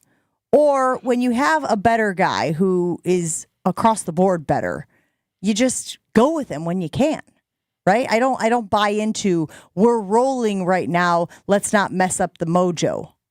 I wouldn't have a problem either way because it's so early in the season, and I picked Tennessee to win, which I thought they would. If Malik plays this week, I'm still picking the Packers because I have that much confidence in LaFleur to come up with a game plan to beat them. So, but this whole thing of, is he cleared? Well, it just doesn't do anyone a service. It's really not that big a deal, I don't think, because they're going to prepare for Jordan either way, unless he's declared out on Thursday or whatever. They're going to prepare for Jordan. Teams aren't that stupid. I can't remember what I was going to say. I was going to say something. I had an entire conversation with Joshy during that conversation about something that we wanted to talk about, and I couldn't remember. Darn it. Hey, what's going on with your tight end position? We going to get that figured out or what? With who? All of them. The tight ends, generally speaking. Well, sure, we could talk about the Packers ones, but I'm talking about across the league. This all stems from the quarterback stink. What? And they're trying to blame it on the tight ends. What? They do. Touchdowns are way down. You think it's the receivers or the tight ends? that touchdowns are way down? No, it's because there's no preseason and a lot of quarterbacks suck. And they need the tight ends for blocking purposes, so they're not getting open for receiving purposes? Rushing touchdowns are up, though, I heard. Right? Running backs are producing at a higher level. This is the first week of the season. They played their 3 preseason games to get it dialed in. What? Hold on. Where's the tight end hate coming from? It's fantasy dorks, and as a fantasy dork myself, the reason people are mad is because it's hard to predict, and all the guys who were supposed to be the elite tight ends, the Mark Andrews, the Sam Laportas, Travis Kelce. Yes, Kelce is. How's Kittle doing? Hurt, right? Hurt, yeah, and hadn't really produced too much. I believe he did score, but it's hard to predict who's going to be a consistent producer. Well, the problem is, this is what happens, Joshy. Yeah. When your tight end is your best receiver on the team, in the case of Kelce and Andrews, defenders are going to give them a little more attention and make the guys who aren't very good beat you. The problem with Mark Andrews, and I agree largely on the Kelce thing, he's also like 35 years old. At some point, Yes. you just start slowing down. Sure, Andrews played 20 snaps, I believe, and had 1 single target. I think there's just like an injury. He might not be. Yeah. Yes, that's all I think it is. What did he have? He hurt his knee last year, right? It was knee or ankle. Yeah. He had that tightrope surgery that everyone kind of is now thinking it's one of those that we should be paying more attention. I mean, Hawkinson's out. Laporta's not having the year he did last year, but Goff's not playing as well. And Detroit didn't come out of the gates on fire. It just takes time. God, you guys are blaming us, huh? Oh, yeah. Catching a lot of heat and not catching any passes. I'll tell you that right now. We have to take a break. Sophia Minard is coming up next on Jen, Gabe, and Chewy. Talk about the Brew Crew. Whether you're a local who wants to enjoy a night out or you are planning to visit Milwaukee, enjoy an artfully stylish experience at St. Kate the Arts Hotel. It's ideally located in the heart of the theater district in downtown Milwaukee, and it has deluxe accommodations, culinary creativity, on-site art galleries, and nightly live music. Go to their website, stkatearts.com, to book a reservation and learn more. Never miss out on a second of the show. Find Jen, Gabe, and Chewy on Spotify, Apple, or wherever you get your podcasts with Wisconsin On Demand. Sponsored by Celsius Essential Energy Drink.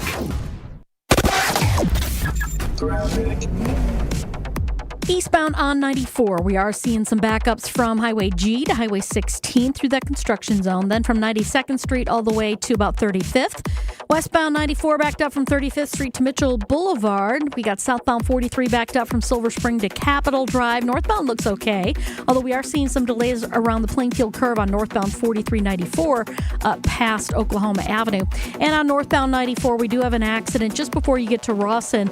It is off on the left shoulder. Folks looks like they're getting past it without too much of a problem. And checking the TMJ4 Storm Team forecast today, mostly sunny with a high of 75. Tonight, mostly clear, patchy fog with a low of 55. From the WTMJ Traffic Center, I'm Debbie Lazaga, 94.5 ESPN.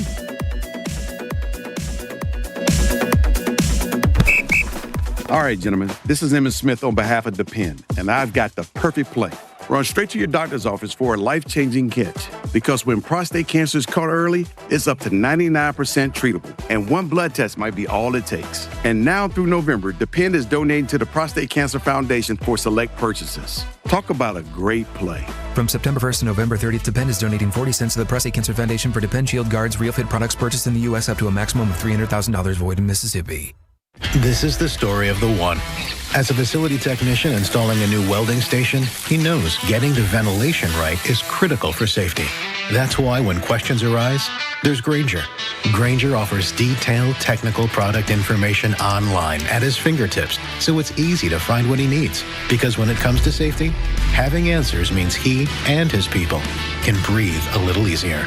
Call, click Grainger.com, or just stop by. Grainger, for the ones who get it done.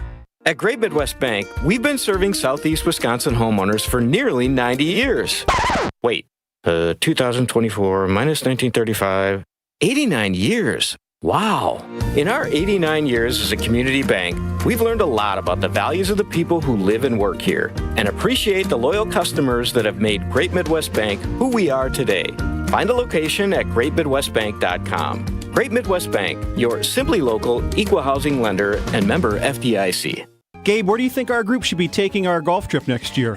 Jason, I don't know. Do you have time to figure it all out and get all the reservations made? I certainly don't. Not really. I mean, I'm so busy. If I only knew somebody to call that might do all the work for us. Oh, I know about Wisconsin Golf Trips. Their main business is booking groups from around the world to play all the great courses in our state, but they're now doing outbound trips for groups each year to places like Michigan, Minnesota, and Nevada. Plus, Wisconsin Golf Trips is even booking custom packages for Scotland and Ireland. Oh, wow. Let's hit them up. WisconsinGolfTrips.com. For your fellow fanatics and your number one fans. For your game day compatriots and your everyday companions. For your personal cheerleaders and your personal heroes. For the reasons you smile, get covered with dental and vision insurance from Delta Dental of Wisconsin and Delta Vision. Learn more at deltadentalwi.com today. From the latest happenings on the diamond. With the team here the last couple of days, Eric Haas had a big weekend, and pitchers love throwing to him. I mean, he's a great teammate. To all the insight and expertise on things outside the ballpark. Some of these deals, and of course the way that the wild card picture is right now, with the narrative is that there might be teams that are both buying and selling. We only turn to one person. Batter up. It's Sophia Minert on Jen, Gabe, and Chewy. Brought to you by Two Men in a Junk Truck. From unwanted furniture to full-service residential and commercial cleanouts. Go to twomeninajuncktruck.com to book your free, no-obligation, same-day estimate.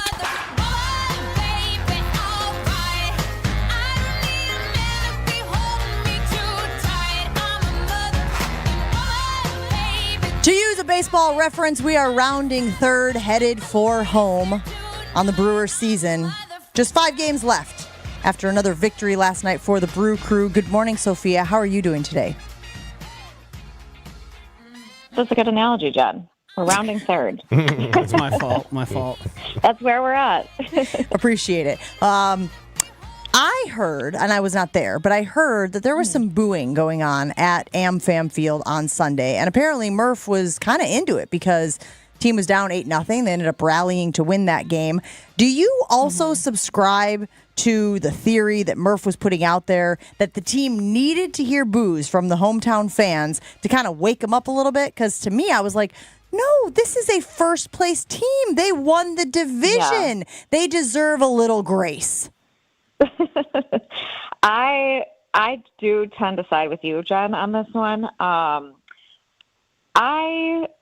like all of that is true, right? Like they just clinched on Wednesday. Sure, there was a little bit of an emotional hangover, maybe physical one for some guys, right? Like the day after.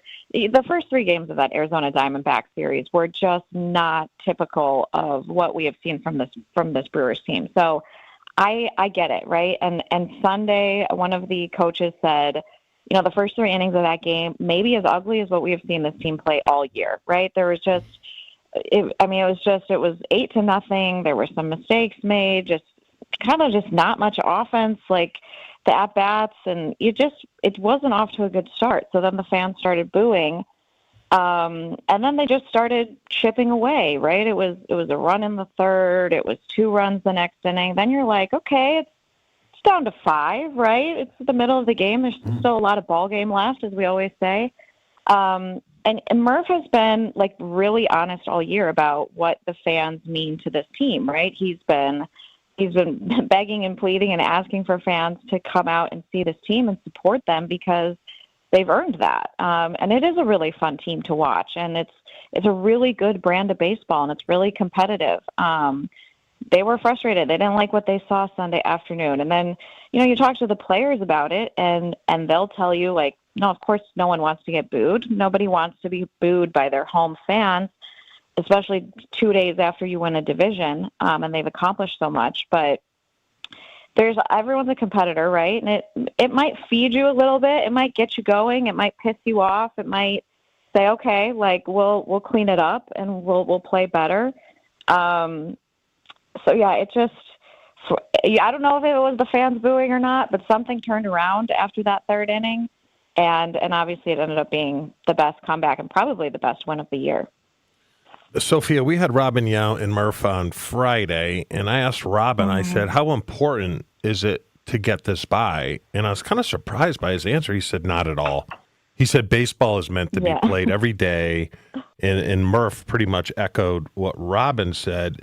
Is that smoke or is that what players believe? Because in football, you want that bye. You want that week. And I know football's different, but you want that week to heal. Is that what players think?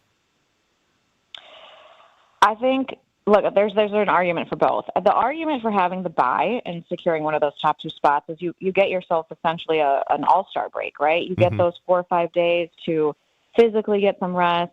I think more, and this is more important when you're going into a 5-game series, but to set your rotation, right? To get everybody maybe any additional side work they need, your relievers, to get them refreshed and ready to go. Of course, position players benefit from that long. But I will tell you, for position players and for hitters, that is a longer break. I think the All-Star break is different because you're coming back to a lot of baseball, and definitely not the urgency and the intensity that the postseason is.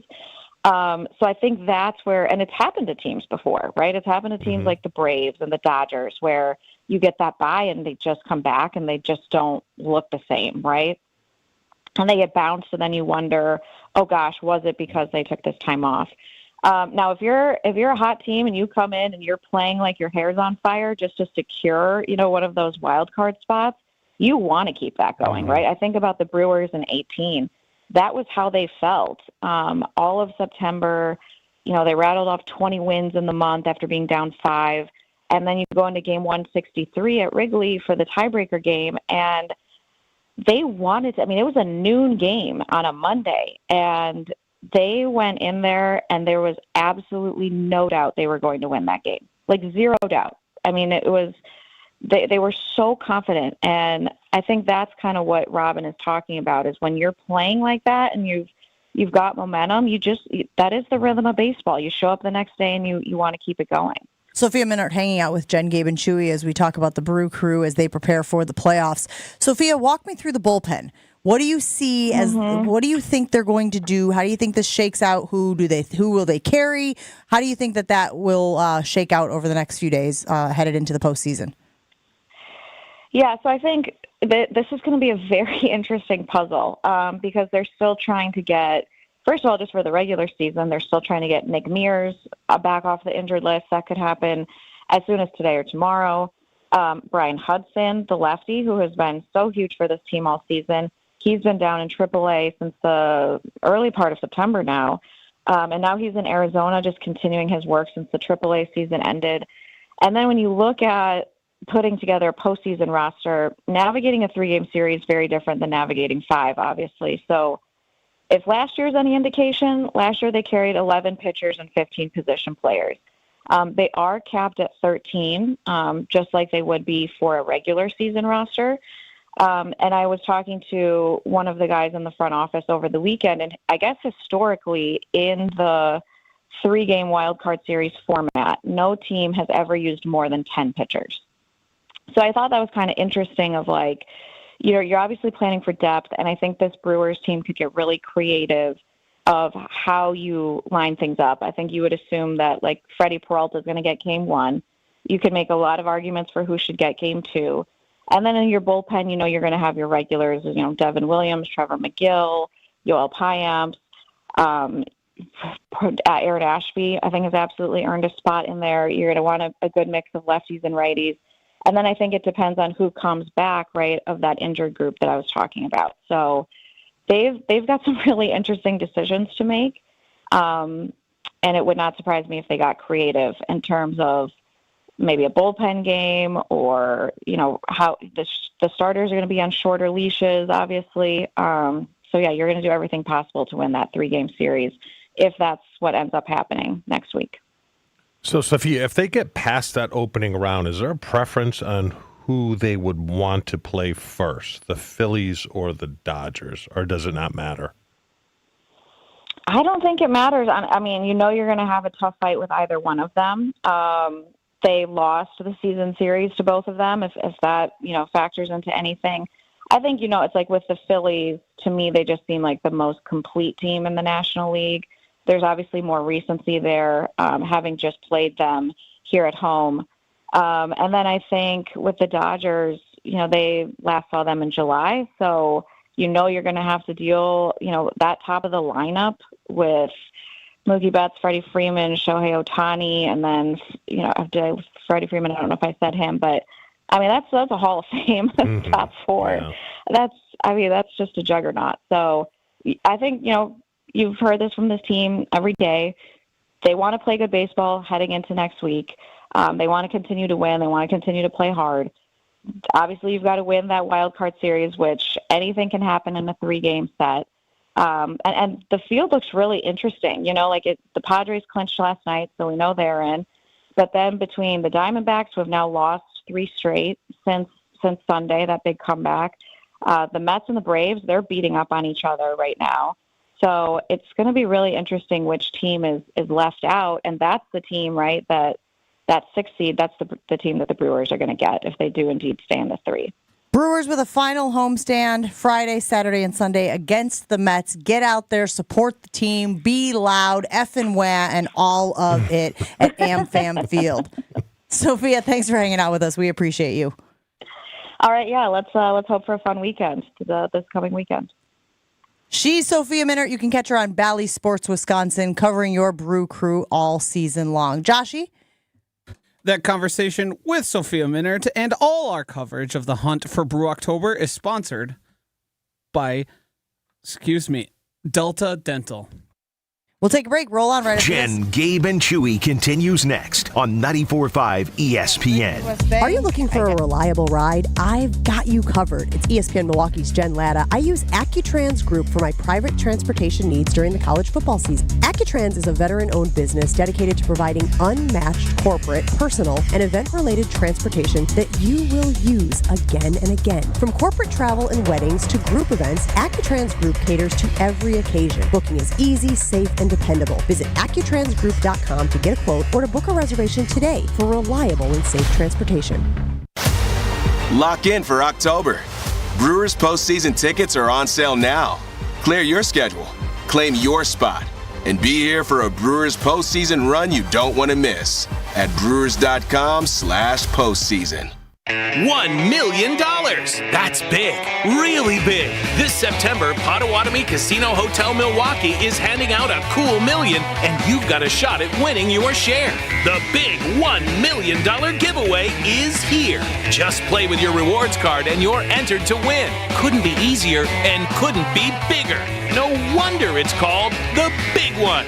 For more details, visit paysbig.com/big one. Must be 21 and a rewards member to play. Frank Daniels, our Madison Goldsmith, has an idea. Bring him in. Hey, Rick. Hey, Sarah. Hi, Monica. It's great to see you, Frank. What's your idea? It's a new company policy. Let's hear it. You know the world-famous Kessler's warranty? If you bought it at Kessler's, it's guaranteed. It's just that simple. Even if you lose a diamond, including the center stone, we'll replace it. All maintenance is free forever. Yes, it really is that miraculous. Every time I hear that warranty, it blows my mind. I propose we have a jewelry cleaning policy that's as amazing as that warranty. What would it say? Bring us your jewelry and we'll professionally clean it. While you wait, for free. You can come in as often as you want, and we don't care where you bought your jewelry. The only thing that matters is that you want it to look amazing again. We want that too. I vote yes. I vote yes. I vote yes. The motion carries. Congratulations, Frank. Your idea is now company policy. For the location of the Kesslers nearest you, visit KesslersDiamonds.com. Jen Latta here from Jen, Gabe, and Chewy. I have told you about the delicious pizza you can find at Proof Pizza inside St. Kate. Now there's even more to be excited about with new sandwiches on the menu. Available every day from 11 to 4, you can enjoy options like the turkey pesto, the meatball hero, the Italian hoagie, and more. Skip the same old lunch at your desk and grab a delicious sandwich from Proof instead. Order inside the restaurant or directly from the bar at St. Kate. Explore the new sandwiches and the rest of the menu at proofpizzamke.com. Tito's Handmade Vodka is America's original craft vodka. In 1995, Tito Beveridge built his very own distillery and put his life savings into it. Since then, he's won the unanimous Judge's Choice Double Gold Medal at the World Spirits Competition, the Chairman's Trophy for World's Best Vodka Tonic, and many others. Tito's Handmade Vodka is still made on the same land where he started it, all in Austin, Texas. Distilled from corn and gluten-free. Visit us at Tito'sVodka.com for recipes, videos, and more. Distilled and bottled in Austin, Texas. 40% alcohol by volume, namely 80 proof. Crafted to be savored responsibly. Looking for a totally rad flavor adventure, brochachos? Look no further than Surfer Boy Pizza as seen in Stranger Things. Each mouthwatering variety contains rich tomato sauce, delicious mozzarella cheese, and a gnarly range of toppings. The crust is crispy on the outside and airy on the inside. You'll think it was hand-tossed by the Surfer Boy Pizza dudes themselves. Look for it in the freezer aisle at your local store and buckle up your taste buds with Surfer Boy Pizza.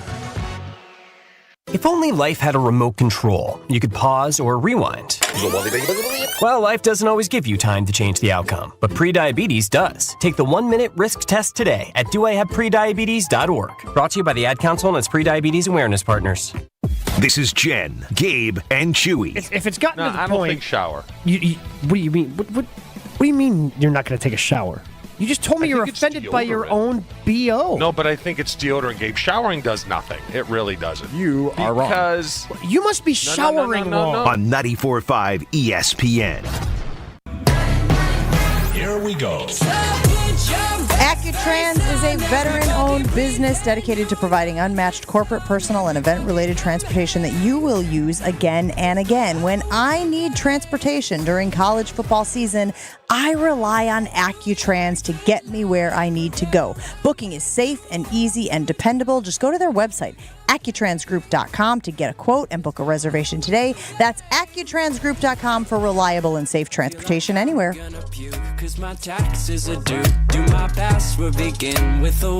Couple of things I want to touch on before we let you go this morning, folks. Aaron Jones has put together a little Players Tribune column, if you will. A message for Green Bay. If you get a chance today, Packers fans, go ahead and read that. I scrolled through it during the break. Seems like a lot of appreciation for his time in Green Bay. Don't take the rat poison. Don't eat it. Read it. You know, where you're like, oh, Aaron Jones, what a good guy. And again, all of that is true. But this week, he's the enemy. This week, we don't want Aaron Jones to be successful. We don't want Aaron Jones to do well. We want Aaron Jones to have 6 yards. Really? For the day. His worst game of the season. No. What? Have 160 and lose. Yes, that's tough to do. I'd like to see good guys do well. Huh? He is extremely likable. I just see it hard to believe that he'd have 160 yards and the team would lose. Correct. Do you blame him at all? No, heavens no.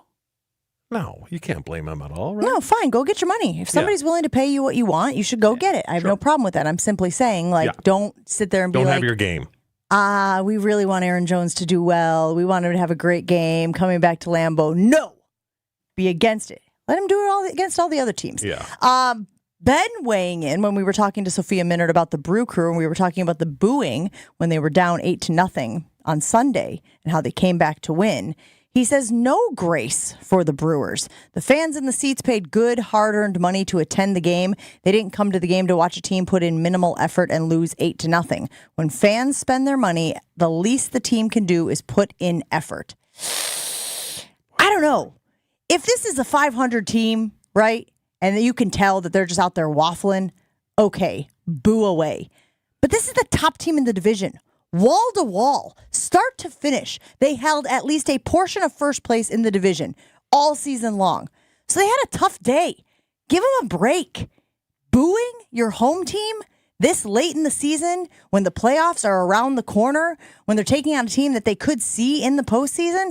I don't know. I think it's bad juju, Chew. What do you think? I think it's weak, especially, for a team like that that's just about to get into the playoffs, had an unbelievable year. I agree with you. If they're a sub-500 team and lack of effort, then, boo away. But come on.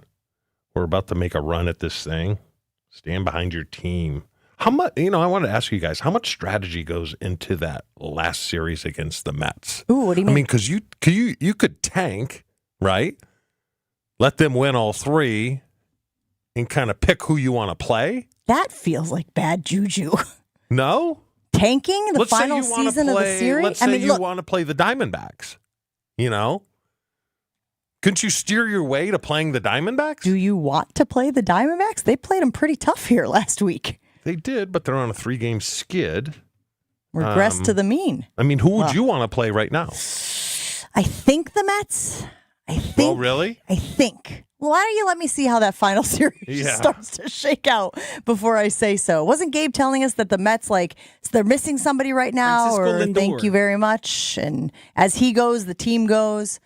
I mean, the thing about the Mets is, I just think they're a more talented roster top to bottom, even though we just watched the Diamondbacks play in a World Series. Thank you. But it was improbable.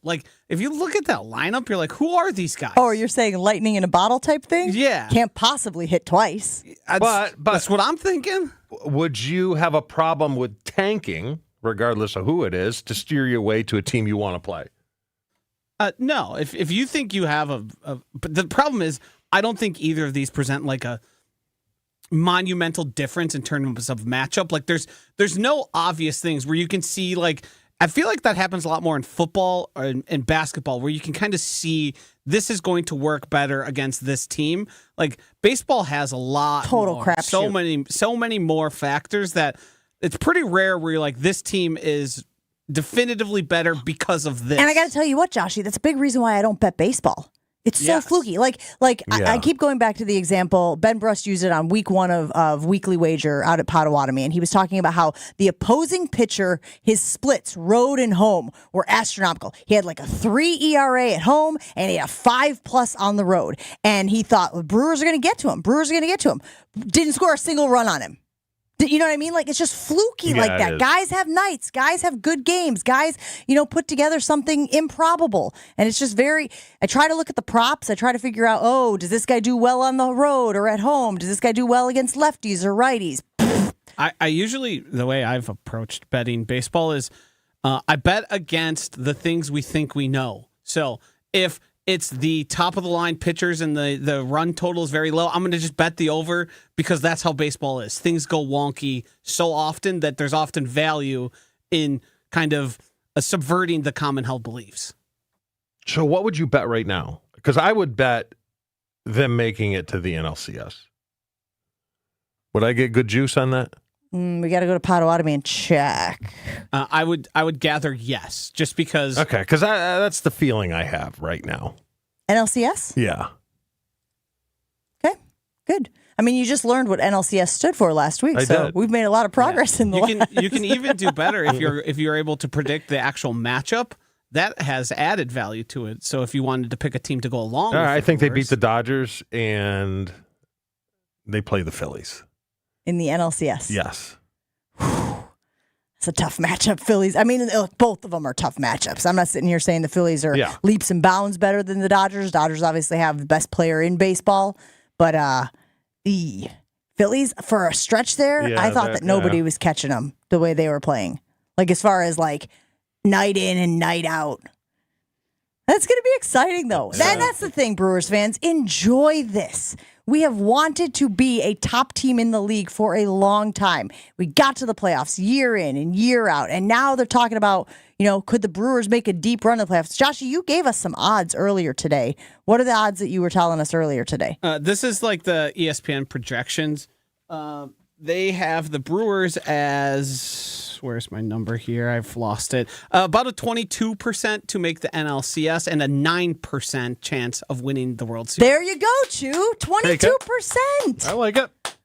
I'll take it. You want to give me $5 and I'll throw it on the Brewers to be in the NLCS at Pato tonight? If they win. Got to make it before the game, buddy. Got to make it before the series, pal. Good stuff here. Good stuff coming up. Wilde and Tausch is next on ESPN Milwaukee.